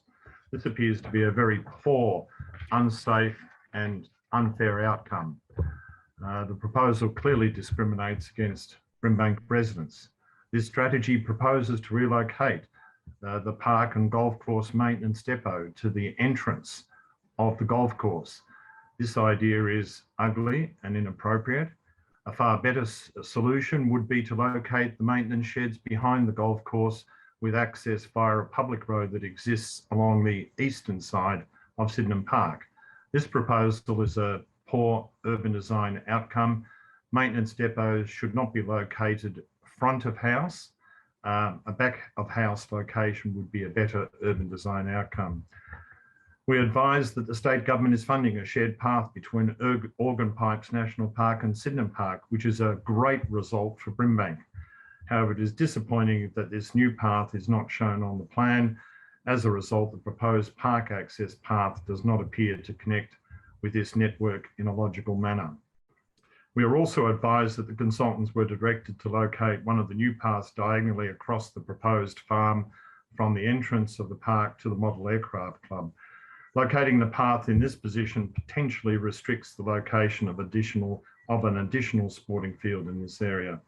In addition, the proposed massive farm west of the entry is clearly intended to prevent an additional sporting ground from being located in this area of Sydenham Park. This idea conflicts with community submissions requesting an additional sports ground to be located west of the park entry. Why do we have such a massive farm proposed in Sydenham Park which is nearly as large as the golf course, surely we can harvest more than enough seed from the significant vegetation area north of the golf driving range to meet our needs. Why do we need to duplicate the services of the private native vegetation and grass business located nearby in Brimbank Park? Why has restoration of Brimbank's one of our oldest buildings, Robinson Homestead, been delayed? Why is this delay proposed without first referring to Council's Heritage Advisory Committee for advice? Why do we propose to use toppings and granitic sand for these new paths? This is an unpleasant and I believe unsafe surface for bicycle riders, particularly along sloping surfaces where erosion may occur. Bicycle user groups in Brimbank would rather see concrete or bitumen paths provided. I ride a bike and I agree with these concerns. It is important that the future needs of our children and sportsmen and women are provided with sufficient sporting grounds within Brimbank. There is 30 a seconds. short... Thank you, Madam Mayor. Sorry. 30 seconds. Thank you. I will need probably about another 30 seconds, Madam Mayor. It is important that the future needs of our children and sportsmen and women are provided with sufficient sports grounds within Brimbank. There is a shortage of some 12 fields and grounds within Brimbank that certainly includes communities close to Sydenham Park. These additional sporting facilities will need to be provided over the next 10 years according to Council's sporting facility policy. While it is intended to locate these facilities throughout our limited open space network within Brimbank, I understand that a minimum of 3 grounds were proposed for Sydenham Park. It must be understood that it's very difficult and expensive to increase open space. These open space areas must be protected and not sold off to ensure that we meet these communities' needs now for the next year and beyond. For these and other reasons, we need to consult with the submitters, consider all alternatives to ensure that we get the best urban design for Brimbank for Sydenham Park. Thank you for your indulgence, Madam Mayor. Thank you, Councillor Lancashire. Councillor Kerr, seconded, would you like to speak? No, thank you, Madam Mayor. Thank you, Councillor Kerr. Other councillors want to speak in this motion? Okay, Councillor Rashid. Thank you, Mother Mayor. I'm really excited to see Sydenham Park open. It's our community has been waiting for that for a very long time. And I do echo Councillor Lancashire on lots of issues he just talked about. And I think we need to do it properly rather than go back and repatch what we didn't do properly this time around. That's all. Thank you. Thank you, Councillor Rashid. Another person, Councillor Bronton, would you like to speak in this motion? Thank you, Madam Mayor. This is the same plan that Council approved in October. I don't really understand why we would put it off again when we've already approved this plan. It's gone out for community consultation. I think 17 to 20 of the 24 responses supported the plan. And a couple of the people mentioned that they were concerned about the damage to the grassland. And I think concern for the grasslands is just as high, but people want more sports grounds. It's not a farm, it's a grassland. And as someone who has worked collecting seed and putting out seeds to rehabilitate grasslands, there's not enough seed. There is never enough seed. That stuff is so expensive because it is so valuable. So the amount of worth that we can get from that area being a natural grassland, which is habitat for birds and lizards and the creatures that live in Brimbank, is, I think, far more valuable. And I'm really excited to be able to go for my runs through a grassland, because currently there's no grasslands where you get to go for a run through it on a path. And I think it's a great plan. And the paths are like that because we need to protect the Aboriginal heritage there, because there is Aboriginal artifacts sitting on the soil surface. And we've had the Aboriginal, I think it was the Wurundjeri people, advised that it would be best for us not to dig up the ground, because then we can protect the artifacts that are there. there are really good reasons for a lot of these things, and I support it as it is. And I think deferring a plan that council has already approved is kind of a waste of our time, because we're just going to approve it next time. Thank you. Thank you, Councillor Branton. Councillor Tarkos, I see you'd like to speak on the motion. Yeah, I'm not quite sure why Councillor Lancashire read out all those things that he did, because we agreed to defer. So by deferring, that is the time that we're going to be using to discuss whatever extraneous issues are needed to be discussed. It is not an opportunity to bring back something that we were against, which was more sports facilities there, because we wanted to preserve the grasslands, as Councillor Branton said, and that message came very strongly through the submissions. What the submissions did say is that they would like to look at a different entrance that could be looked at, yeah. They would also like to explore an Indigenous, to transform the Robertson's Cottage into something. I mean, these are all things that are part of the master plan that we can discuss further on. But I don't understand why we had to listen to this when we have approved the plan. What we needed to do now is just defer it. So then those conversations for the new issues to be discussed. Thank you. Councillor Tarkos. I see Councillor David has raised a hand. Would you like to speak on the motion? Thank you, Madam Mayor. Yes, look, deferring the report tonight will change nothing at all. This report has to come back to us in a month's time or the next meeting. Exactly the same wording. There'll be no words changed in that report. So it was best for Councillor Lancashire to put an amendment, and if the councillor saw fit to support that amendment, that would have been gone. Otherwise, we go back to the report we got before us tonight. That's the situation. And my point of order earlier, Madam Mayor, was that once the defer put on, moved and second, the mayor or the chairperson will put it to a vote. And if that lost, you go back to the original motion. That's how it is. And yeah. Yeah. Councillor Ross, you have already spoken on this. I wanted to amend if it's possible. Okay, if it's okay, you can do that. You can put an amendment to the motion being debated. What is your amendment to the deferral? I would amend that we have just a little bit more maybe consultation, and that we do change a few things around, and that as a councillors, we do get a little bit more involved in this report rather than officers just presenting that to us. So I'm not talking about having extra facility as in sporting facility.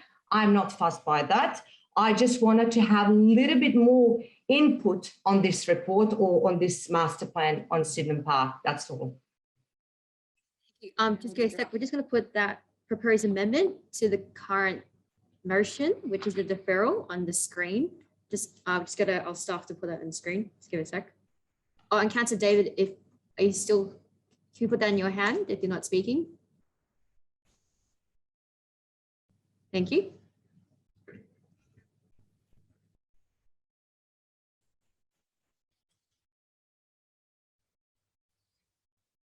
With the bill, I think it would be around the idea that we defer for the purposes of further briefing to council.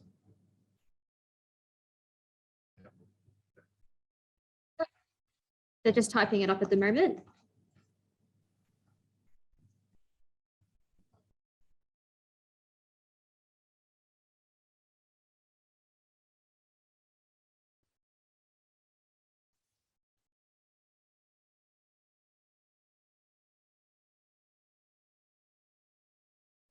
Latest technology whirs away in the background.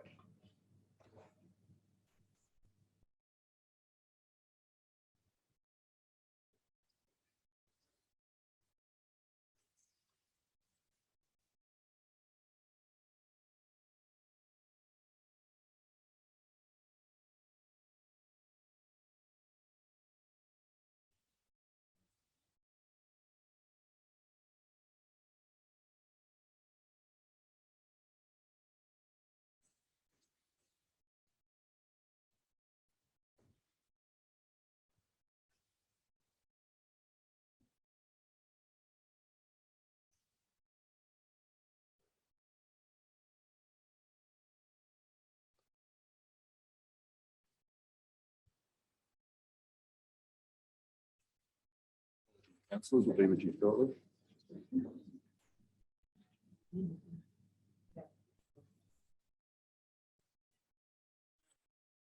Still noise and game up.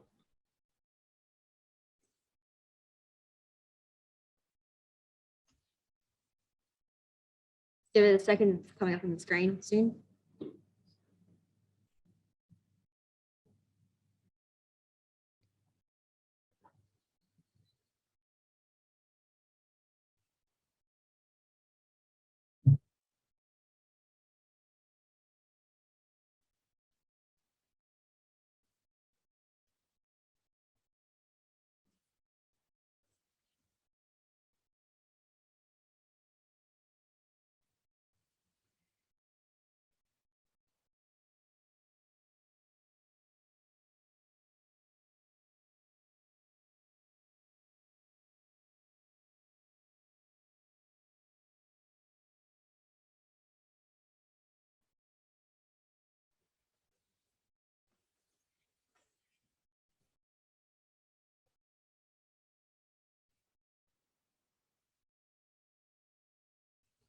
I guess I'll take this time to explain that right now, Ronka is moving an amendment motion. So there would need to be a seconder for the amendment. And then there would be a debate on that. If that carries through, that amendment gets added to Councillor Lancashire's motion. If that makes sense. Sorry, Mother Mayor. Can we just see the screen before we do anything else? Just what they put up? Yep, the staff are currently working on that.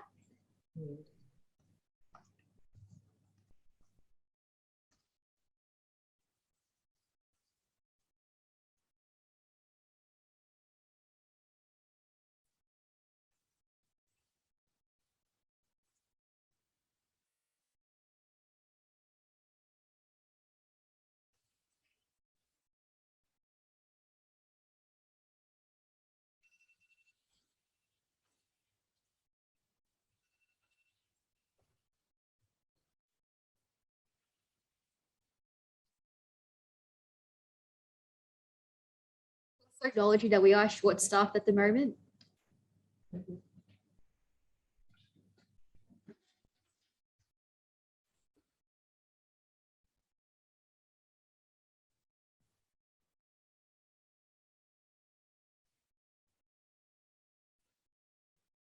Seconds away, councillors. Apologies.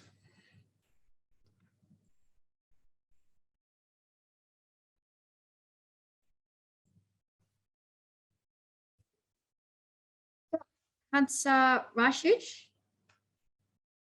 is this your proposed amendment? Can you zoom in, please? Thank you.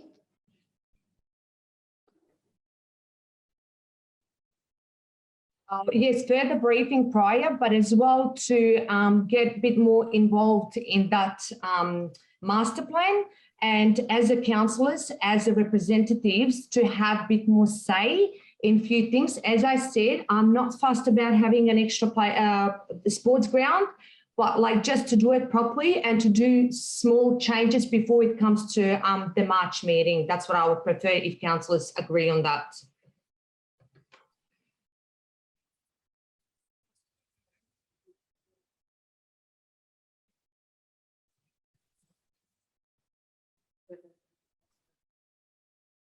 Mayor, what we got before us again is a deferred report 12.10.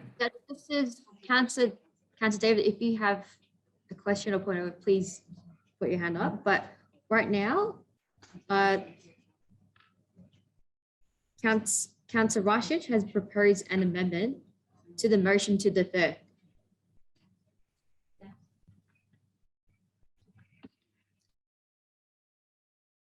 Staff is just drafting this up as per what Councillor Rashid has said.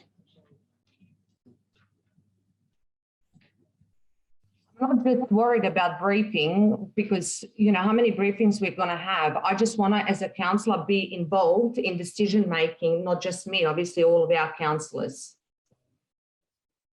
Oh, our staff is currently working on the amendment right now. Just give it a sec.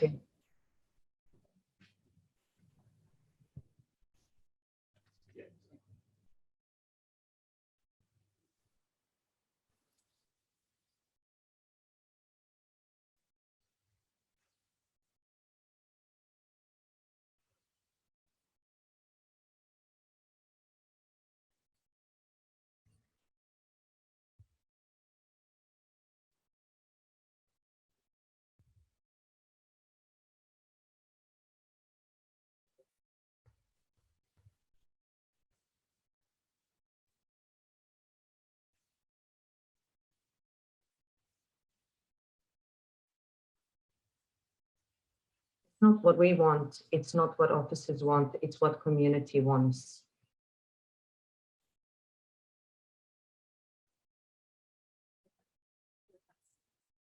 Councillor Rashid,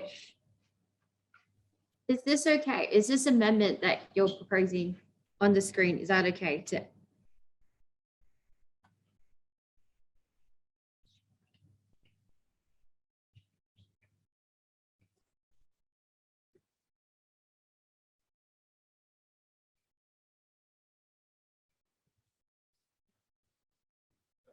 As I said, I'm not worried about briefing. I just want all councillors to get involved and to get out with the most possible outcome of this Sydenham Park. This is a chance that we have. We've got a funding, and I just don't want to blow that chance up and, you know, come back like we do in every roads that we make. You know, we don't make them too wide, and when we come back and we have to make them wider. So I don't want to make this same mistake with Sydenham Park, because talking to community constantly, they want this done. They can't wait for this to be done. And I just want to make sure with our councillors that we do it properly first time rather than go back and fix it. Rashid, is what is shared on the screen, is that your amendment that you're proposing to move? I didn't ask for briefing. I said involvement of us councillors in discussing this rather than briefing, because when we get briefed on it, we don't have much of a say. We just get briefed on it. So I want to be able to discuss on this. Do you want to provide suggested wording to what's in here? Okay, they're working on it right now. So, Point of order. 1 second, please. Just put the class stuff like this out. Is that better? Councillor Rashid, is this amendment on the shared screen, is that what you're proposing to move?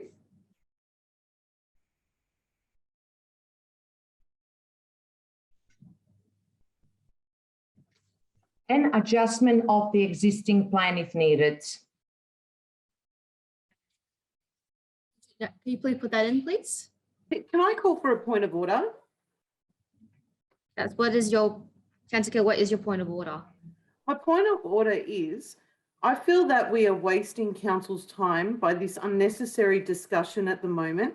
We put in a deferral, and the definition of deferral is to defer this discussion offline. So therefore we can come back and make those amendments at a later stage as a council, as councillors together, rather than putting together this ad hoc rushed amendment where the whole reason why it was deferred in the first place is so we can discuss it as a group and we can articulate it rather than wasting the time of councillors and officers.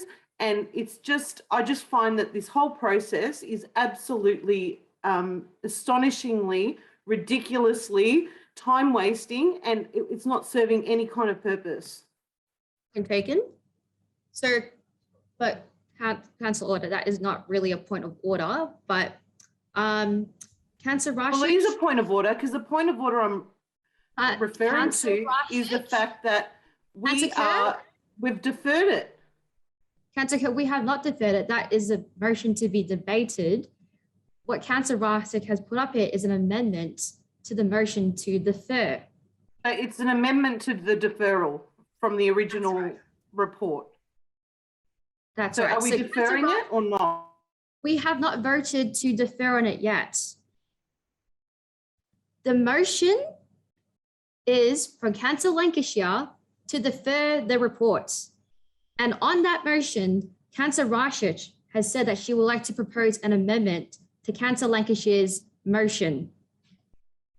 I would like to hear some governance advice right now, because I think that this is not part of the council protocol. I think once it's deferred, as per the council protocol, is that it should be voted on. If you interrupt again, I will ask for you to take the time. But the motion. Sorry, you'll ask me to what? Sorry. The motion to defer has not been voted on yet. Councillor Rashid, are you happy with this proposal for the amendment? Councillor Rashid. Yes, that would be fine. Thank you. Thank you. Is there a seconder for this amendment? Councillor Liu? Second, the amendment to deferral, Madam Mayor. To the amendment or this right now on the shared screen? Oh, on the share screen to defer. Okay, thank you. Thank you, Councillor Liu, for seconding that. We are now debating the amendments. Councillor Rashich, would you like to speak on your motion, the amendment? Well, quickly, as I mentioned before, I don't want to waste anyone's time. If you think the time is wasted, then my time was wasted when we had a briefing, because I was briefed on something that I didn't agree. And last second of that briefing, I didn't get a chance to speak to, because we spoke about so many other things. And to me, this is important because I am listening to community and I am deferring this in this way. So as Sam David mentioned, it doesn't come as exactly the same master plan. So with my deferral and those wording put extra in, at least we're going to have that chance to have a broader discussion and maybe some input, rather than officers coming to me and giving me what they want me to do. And as a councillor, elected councillor of Taylor's Ward, I don't want to do that. Thank you. Thank you, Councillor Rashich. Councillor Liu, as seconder of this amendment, would you like to speak? Yeah, Mayor, just to clarify, Councillor Langastier's deferral, Councillor Wessex law amendment is just basically clarifying why we're deferring it, and it just basically just more consultation with the councillors and decision by the councillor. That's all. Basically, that's why we're deferring it. Let's make it clear. Otherwise, like Councillor Wessex said, we'll come back with the same report. So this is why we made this amendment. It just gives a reason why we're deferring it. Thank you. Thank you, Councillor Liu. Would any other councillors like to speak on this amendment? Councillor Lancashire. Thank you, Madam Mayor. Just before I speak on it, I have a question. Would this, we had wanted to speak to the submitters about their submissions, and would this, and the officer refused to do that,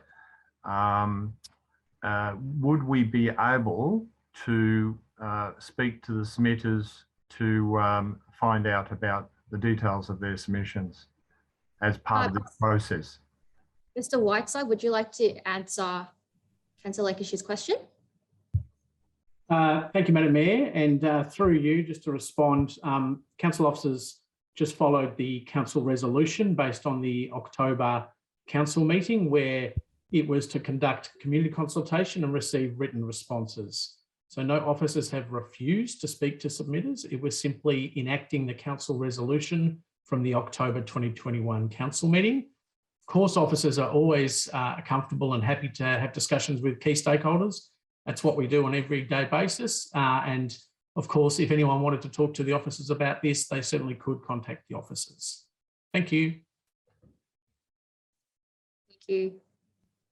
Councillor Lancashire. Through you, Madam Mayor, it didn't quite answer my question. I'm not concerned about them submitters talking to the officers. I would like to know whether we would be able to have the submitters talk to councillors. That's what was the intent of my question.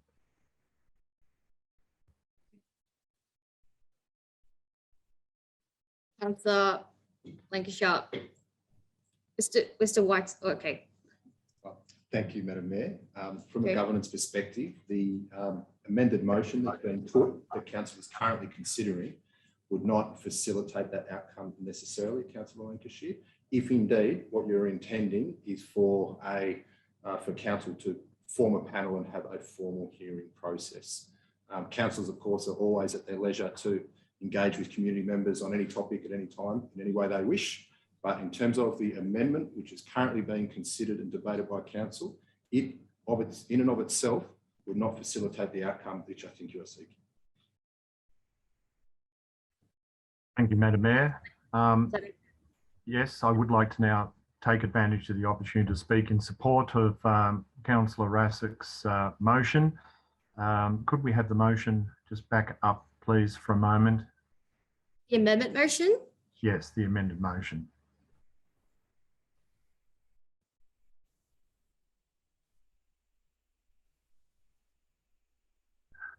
Thank you, Madam Mayor.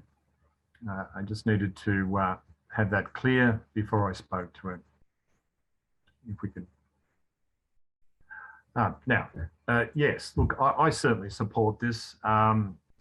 If we need to, as councillors, speak to the submitters, I guess we can do that privately.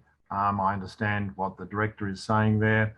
And I think this clarifies that when you have a report to council that is to go out to public consultation, that does not mean you are adopting that particular strategy or policy or whatever.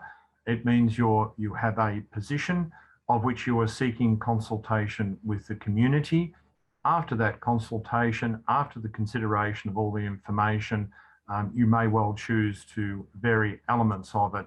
And that's what public consultation's all about. So I just want to make it very clear that, for example, on the social housing one we considered just as part of this council meeting, you do go out, talk to the community, and you may well change elements of the report, recommendations, whatever, after that consultation. We have a requirement under the new Local Government Act to undertake consultation and engagement with the community.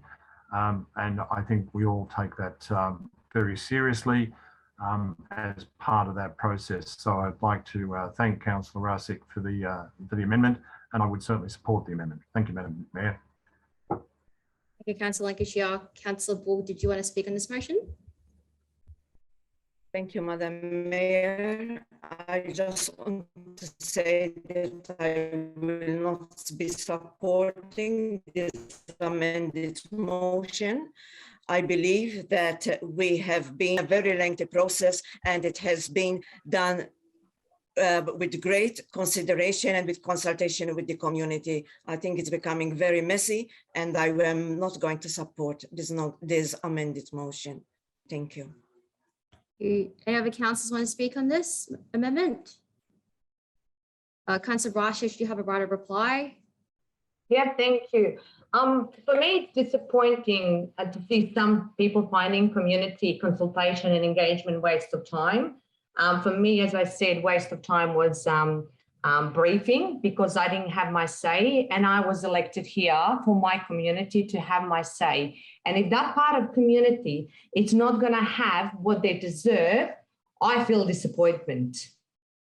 Big disappointment. And I'm saying Sarah was concerned about sports field. I'm not talking about sports field. I'm not talking about anything. I'm just talking about coming back, talking about it a little bit more, engaging a little bit more. And after all that, then if the decision is made and if it's not what I wanted or my community wanted, well, it will be disappointment for my community more than for me. For me, it would be disappointment that I couldn't get something that they asked from me. I couldn't deliver something that they wanted from me. And as a ward councillor, I'm not going to apologise for fighting for it and being passionate about it. Thank you. Thank you. So, Councillor, unless that hand is a point of order or a question, I'm going to put the motion to vote. You are on mute. Councillor, you're on mute.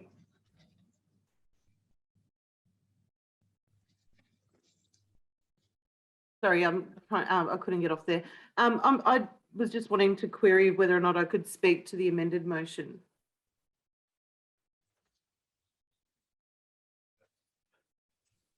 Have you already spoken on this amendment? No. No, I haven't spoken. I put in a point of order. I didn't speak on the motion. Okay, all right. You want to say something? Yep. Yeah, I just want to say that I do support the amendment for the benefit of our community and for my ward. But what I don't support at the moment is the concentration on this issue when we're going through a health crisis. We have a mental health crisis. I think that, you know, obviously council time should be spent on dealing with people that are in crisis at the moment, people that are committing suicide due to mental health, people that don't have food on their table, the homeless. I just think that as a council, we should be focusing on really urgent matters at this present point in time. That's all I've got to say. Thank you. Point of order on that. I think Councillor Kerr spoke about it because she said we had a broader consultation and she spoke about it. So I had right to reply before everyone else spoke about it. So then I lose my right to reply to everyone else because she spoke before it. Sorry, I had to say that. Councillor Rashid, but I have checked with the governance team. Councillor Kerr has now just spoken on the amendment. But look, I'm going to put the amendment to vote now. So all those in favour, please raise your hand of the amendment. 1, 2, 3, 4, 5. That motion's carried. So the amendment is now carried. Now that amendment will now be added to Councillor Lancashire's motion to defer. Can we please show it on the screen? So it becomes the substantive motion. So that's now the substantive motion with the amendment. Yeah, that's right. So now they're voting. So this resolution. Yeah. is now incorporated as part of the substantive motion. Do we have that motion on screen, please? Yes, Yeah, thank you. Okay. All right. So councillors, any other councillors want to speak on that motion now? I put that substantive motion to vote. All those in favour, please raise your hand. That motion carries.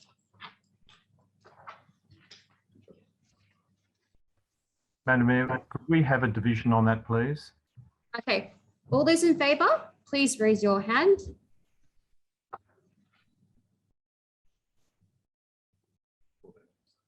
Yep, all those against? Oh, sorry, call the names out. Sorry. All those in favour, please raise your hand. I'll call up the names. Councillor Tui Dang, Councillor Maria Kerr, Councillor Bruce Lancashire, Councillor Chuang Liu, Councillor Ranko Rasic, Councillor Virginia Tarkos. All those against, please raise your hand. Councillor David, Councillor Borg, Councillor Branton. Okay, that motion is now carried. Thank you, councillors. That was a vigorous debate. Thank you. Okay, we'll now move on to the notices of motion. There are 2 notices of motion for consideration. Councillors, I remind you that a notice of motion must be moved as printed in the papers, and only if seconded can an amendment be moved. Okay, notice of motion 1/22 from Councillor Rasic, funding for the Western Suburbs. Councillor Rasic, would you like to speak on your motion, your notice of motion? Can we just share my motion, a notice of motion on the screen? Thank you. Yep. Would you like to move that? Yes, I'll move my motion as per shared screen. Thanks. Thank you. Councillors, is there a seconder for this motion? Councillor Liu?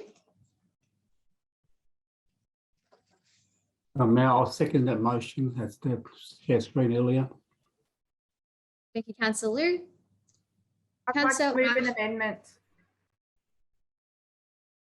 Councillors, I must remind you that a notice of motion must be moved as printed in the papers and only if seconded amendment be moved.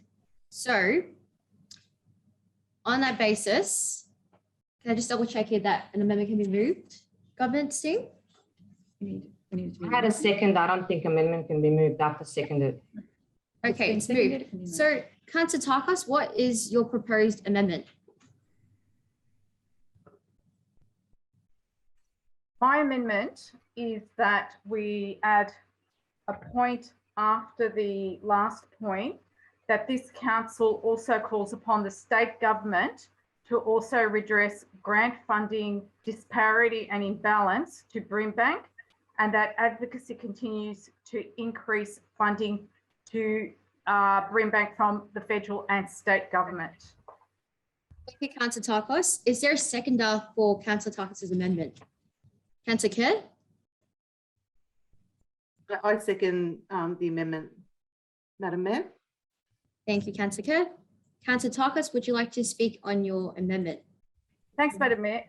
I'd like to say briefly that I support Councillor Rasich's notice of motion. I think it's fantastic, and I read the Age article and fully support it. However, I do believe that both federal and state government have given us a poor deal. And the reason I say that is one only has to look at our roads, our schools, our state parks. Look at Brimbank Park and Organ Pipes, the under-resourcing of those two parks. Lack of funding for the Sunshine Super Hub, for the Albion Quarter. We've run campaigns. We've had to pay for lobbyists to fight for us to get the funding that we've asked for and that was promised to us from the state government. Have a look at our swimming pool project, the biggest project we've ever approved in Brimbank history. Who's paying for it? It's the ratepayers that are paying for it. Why should our community be burdened under rate capping? We've got rate capping in place as well. Be burdened with this great cost for something that they deserve and they need. And no one on this council will disagree that we need that super hub, we need the super hub, but we also need that the wellbeing centre as well.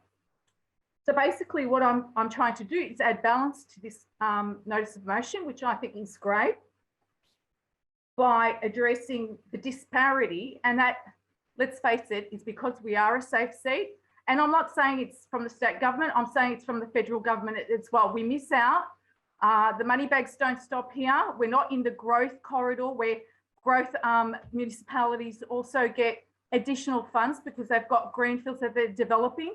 So I'm being honest and saying that our community needs more funding and more support because we have got such a complex and broad community with lots of needs from diverse backgrounds that need support. So we as a council are addressing that through our strategy, but we need partnerships with the federal government and the state government to fully deliver what we need to deliver to our community in the best way possible. So with rate capping, that's been made really difficult. So we need the funding support. Yes, we need that redressed, and we need the funding support from the state government so that we can deliver what our community deserves. Thank you. Thank you. Councillor Kerr, would you like to speak as seconder of the amendment? Yes, thank you, Madam Mayor. Although I support the sentiment of this motion, I have to clarify a few issues I have. In Brimbank, we are burdened by a non-marginal political environment in both federal and state government. I support advocating to the federal government along with also the state government. We should also include the state premier and treasurer in our advocating efforts for further funding for our residents. The major areas in which we need to support is to increase funding to important projects, including the recently watered down airport rail link funding.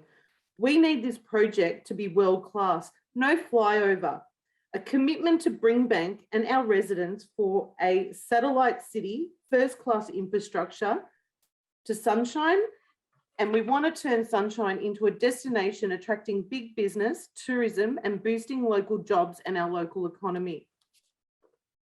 Using our Brimbank Aquatic Centre as an example, this project is costing our ratepayers, our community, over $60 million in ratepayer money.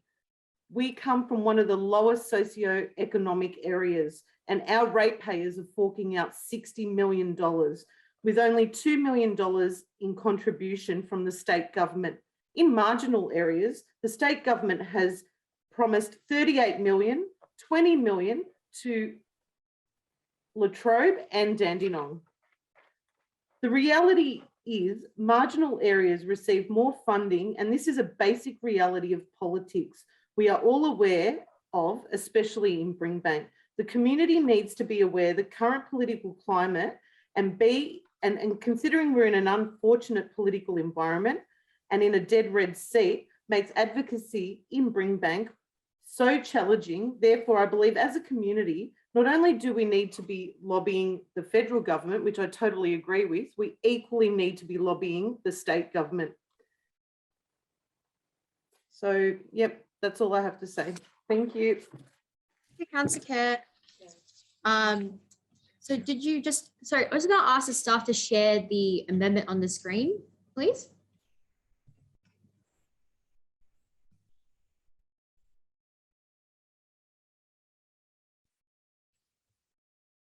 Can you highlight the amendment if possible?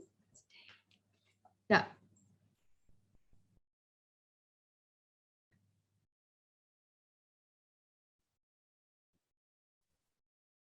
Thank you, team. Councillor Takos, are you happy? Is this with what this is proposal, the amendment? Yes, on the I'm shared happy screen? with that. Yes. Yeah. Thank you. Okay, so we just had Councillor Takos and Councillor Kerr as moved and second to speak on this amendment. Any other councillors who want to speak on this amendment? Councillor Brasic. Yeah, I would like to speak on this amendment. This notice of motion that I have put before is specifically related to the federal government program and the imbalance between Labor held seats like Brimbank and Liberal held seats in the eastern suburbs that have received significant more in funding. I see this as playing politics and not as putting the community and its needs before funding first. All levels of government need to invest in the West. I will always advocate for more funding from all parties, state or federal, but this notice of motion is directly related to the issue of grants, funding distribution across the East and West. And this, what they were saying just before, I think it's great. And I actually encourage you to put this as a separate motion because it doesn't align with my notice of motion. Councillor Brasic. Councillor Liu, would you like to speak on this amendment? Thank you, Madam Mayor. I totally agree with Councillor Russick. This motion she put up, if the council actually read it, specifically target the grant from federal government. There's nothing less than federal or only state less than this. We were intending to do the state at a next one or two council meeting separately, and we will target the state itself. So to commend you, lesson to try to incorporate the state to, but it's not specifically with this particular motions. There's nothing less than to whether Liberal or Labor. It's basically targeting the federal station. We're going this grant. So fully support your amendment, but not on particularly this one. Listen to this Councillor Reddick's motion. So have a read at the actual motions. I understand you want to push to the state, and we all do. We were, Councillor West will discuss that. We'll plan to have another motion with the state further down the track. We're closer to the election as well. We're specifically targeting this listen to the federal with a grant. So please read the actual motion and what his intention to do. That's all I need to say. Thank you, Councillor Liu. Any other councillor who would like to speak on this amendment? Councillor David. Madam Mayor, I think Councillor Liu explained the whole lot. This type of not a motion that put forward by Councillor Rasic is to do with the federal parliamentarians that do get a funding, each of them every year. They got a lump sum of money, and what they do, they spread it out to their communities, etc. So what I read here, and she's very right, I don't think here in the West or whatever, regardless if in this instance she mentioned in the member for Fraser, I think they're all under the same ban, and we don't get as much as the other side. So am I supporting Councillor Tapper's amendment? Oh, 100%. But I think we have to do it in a different role now. We cannot mix it. It doesn't blend because we're asking something else. We're not asking help overall, state or federal governments. We're asking about the funding of their parliamentarians that they get to spread around in the communities. So if we are to do that, maybe some other time, we can come up next, perhaps Councillor Tagos, bring it up next as a motion, and we hammer the state government as well. Yes. Thank you, But Councillor. it doesn't blend into this type of notice of motion that Councillor Radish put forward. Thank you. Any other councillors who would like to speak in regards to this amendment? Councillor Lancashire. Thank you, Madam Mayor. Look, I do take the points raised by Councillor Rasic and Councillor David, and I would have to say that if it came up as a separate notice of motion, I would too, at this stage, indicate that I'd be supporting it. Absolutely. I'm just a bit confused over how it all meshes. I think we've got a more clear notice of motion. A separate notice of motion in that area would be good, and would encourage Councillor Tarkos to get that to the next meeting. Look, I would just put it that way. Thank you. Thank you, Councillor Lancashire. Any other councillors who want to speak in this motion? Councillor Tarkos, you have a right of reply if you want to speak. Yeah, I take on board what's been said, and I think that it doesn't, for me, pose a problem to have this all in the one nom, because the disparity is across federal and state. Let's face it, and as Councillor Kerr raised valid points about the funding that is going to the pools in other marginal seats, whether it's state or federal, it doesn't really bother me. I understand that the original nom I support 100%, but I think we need to, by adding that amendment, it strengthens it to show both levels of government that they need to really improve and respond to the needs of our community. Whether it's this election or next election, does it really matter? We need to get the message out there that our community needs fair funding and grants across the board, federal and state. Thank you. Councillor Tarkos. So a right of reply was given, and I'll now ask councillors to vote on the amendment. Can we please show the amendment on the screen again?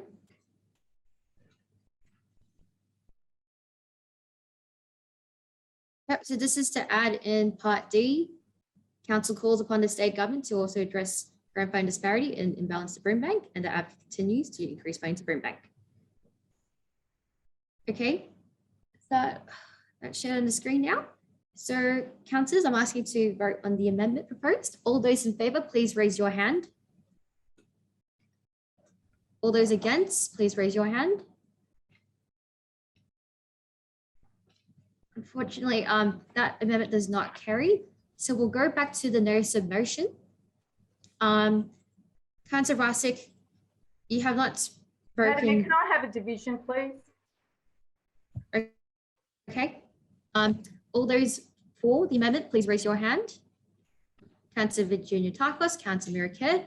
All those against, please raise your hand.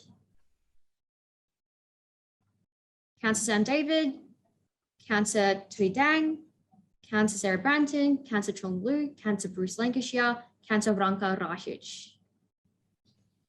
Did I miss anyone?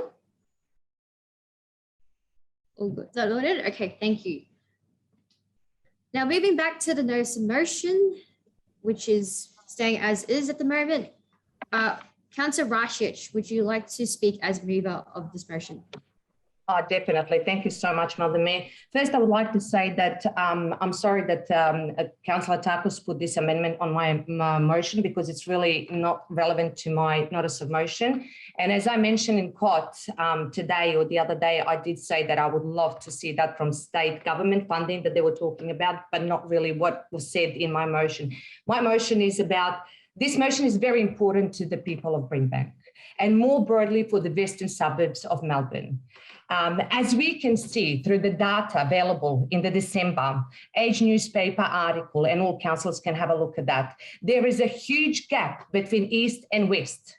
It is extremely disappointing that federal government has chosen to fund Liberal health seats millions of dollars more than the federal Labor seat of Fraser that covers most of Brimbank. This means that Brimbank is potentially missing out on vital funding that our community desperately needs from the federal government.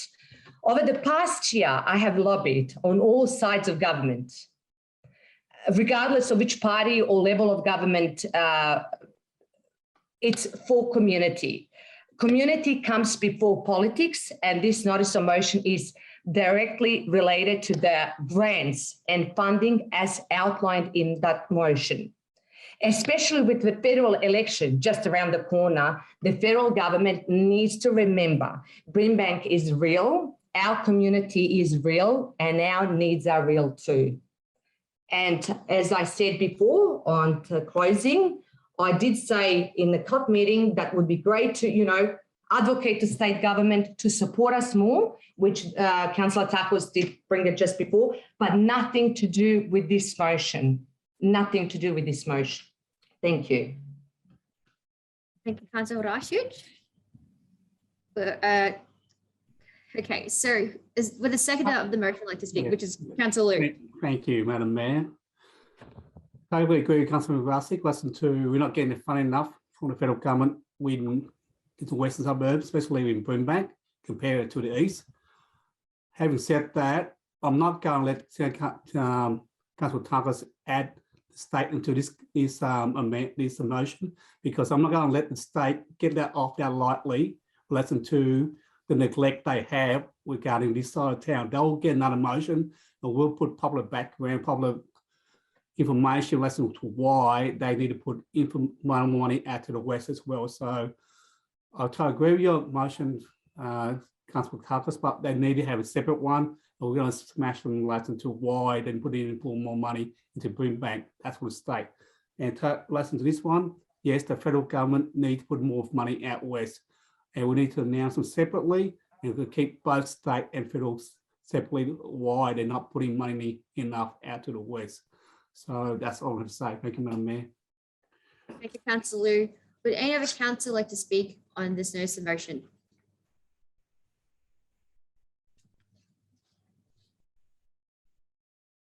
Okay, I'll put the motion now to vote. All those in favour, please raise your hand. I would like to call for division as well on this one. Thank you. Okay, yeah. So all those in favour, please raise your hands. So we've got Councillor Sam David, Councillor Borg, Councillor Dang, Councillor Branton, Councillor Liu, Councillor Lancashire, Councillor Takos, and Councillor Rashid. All those against, please raise your hand.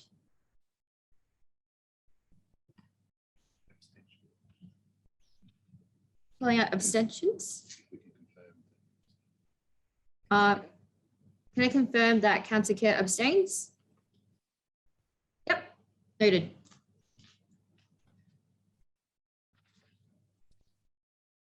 That motion carries. The next notice of motion is regarding Kings Road, Taylor's Lakes, road safety barriers. Councillor Rashid. I would like to move that motion. Thank you, Madam Mayor. I would like to move that motion as per shared screen.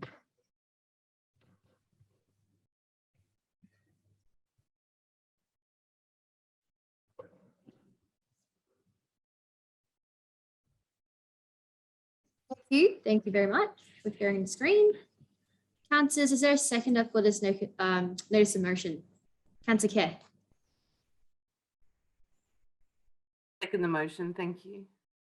Thank you, Councillor Kerr. Councillor Rasic, would you like to speak to your motion?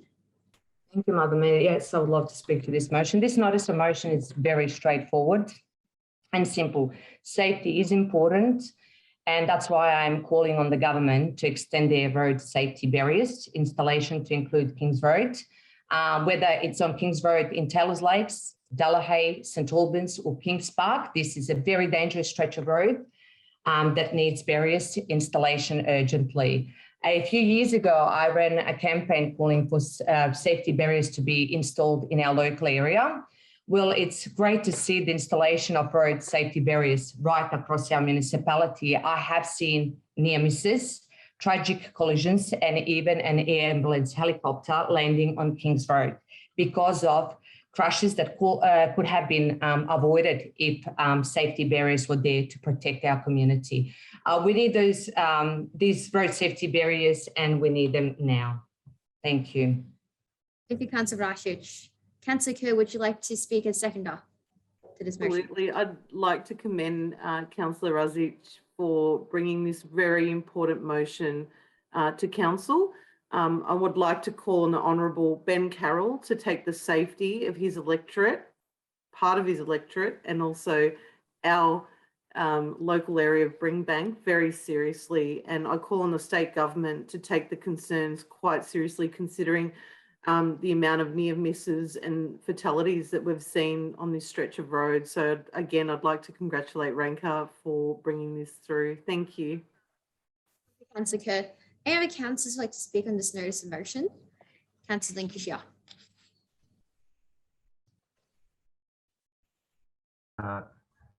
Thank you, Madam Mayor. And I would like to thank Councillor Rasic for bringing this,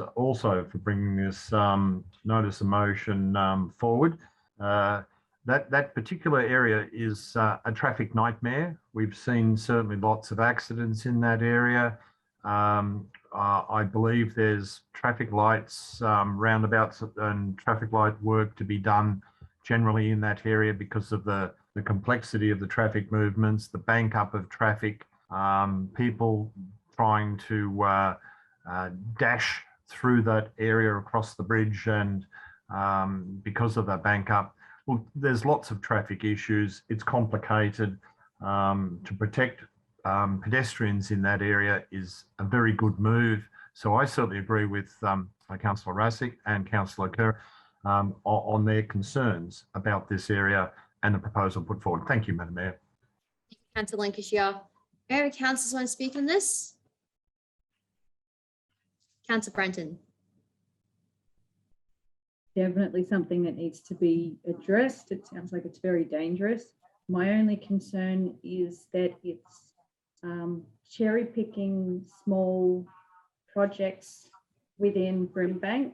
I'm not sure if that's the right approach to safety of all of Brimbank, just to pick one spot and we advocate for only that small spot. I'm worried that it opens it up for every council meeting. There's a new interchange that we're going to write a letter about. That's my only concern. Thank you, Councillor Branton. Any other council would like to speak on this? Raise your hand. If not, I'll put the motion to vote now.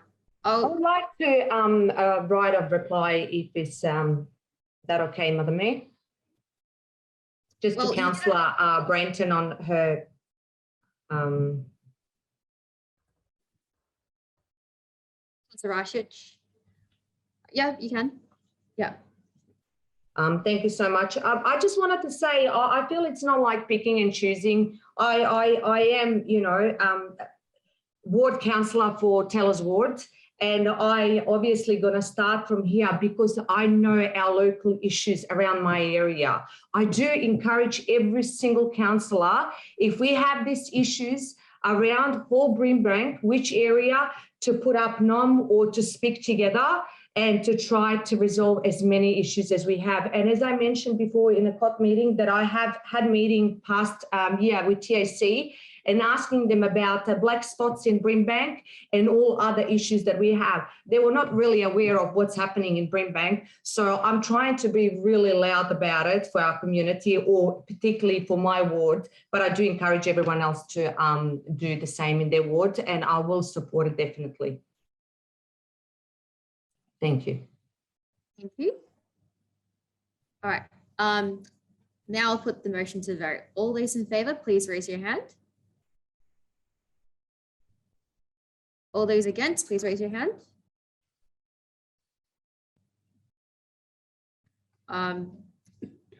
Okay, that motion carries. I would like division on that as well, please, because it's a matter of safety. Thank you. All right. All those in favor, please raise your hand. Councillor David, Councillor Ball, Councillor Dang, Councillor Liu, Councillor Lancashire, Councillor Kerr, Councillor Tarkos, Councillor Rashich. All those against, please raise your hand. Councillor Branton. That motion carries. Thank you, councillors. That's all the notices of motion. There's no rescission motions, and I would like to invite our CEO Fiona Blair, who's having her first council meeting, very lively meeting. CEO, is there any urgent business? Madam Mayor, there's no urgent business. Thank you. Now we have one item of confidential business. Can I please get a mover of a motion to close the meeting in accordance with section 6628 of the Local Government Act 2020 to the members of the public for consideration of report 16.1, which has been designated as confidential? Councillor Rashich. I would move that motion to go in camera. Thank you. Councillor, is there a seconder for this motion? Councillor Kerr? I second the motion. Thank you. Thank you. I'll put this motion now to vote in terms of making it confidential and camera. Okay, all those people, please raise your hand. That motion carries. Okay, so thank you to everyone who's currently viewing the live stream of this meeting. The meeting will now be closed to members of the public who will be placed in the holding bay for the duration of the consideration of the confidential item. As this is the last item for this evening, members of the public may wish to cease viewing. In which case, I'd like to thank the public for their interest in tonight's meeting. We'll reopen the meeting to the public after this item is considered by council. I just want to note that the meeting is now closed to members of the public at 9:54 p.m.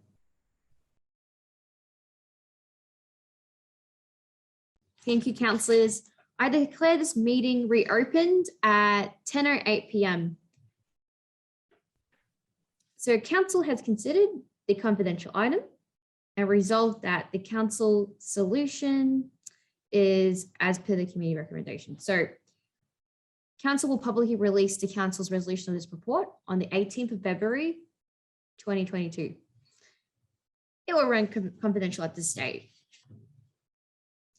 We'll now close the meeting, but thank you all for attending and for your interest in tonight's meeting. I declare this meeting closed at 10:09 p.m. And I instruct the host to stop recording of this meeting. Thank you, everyone.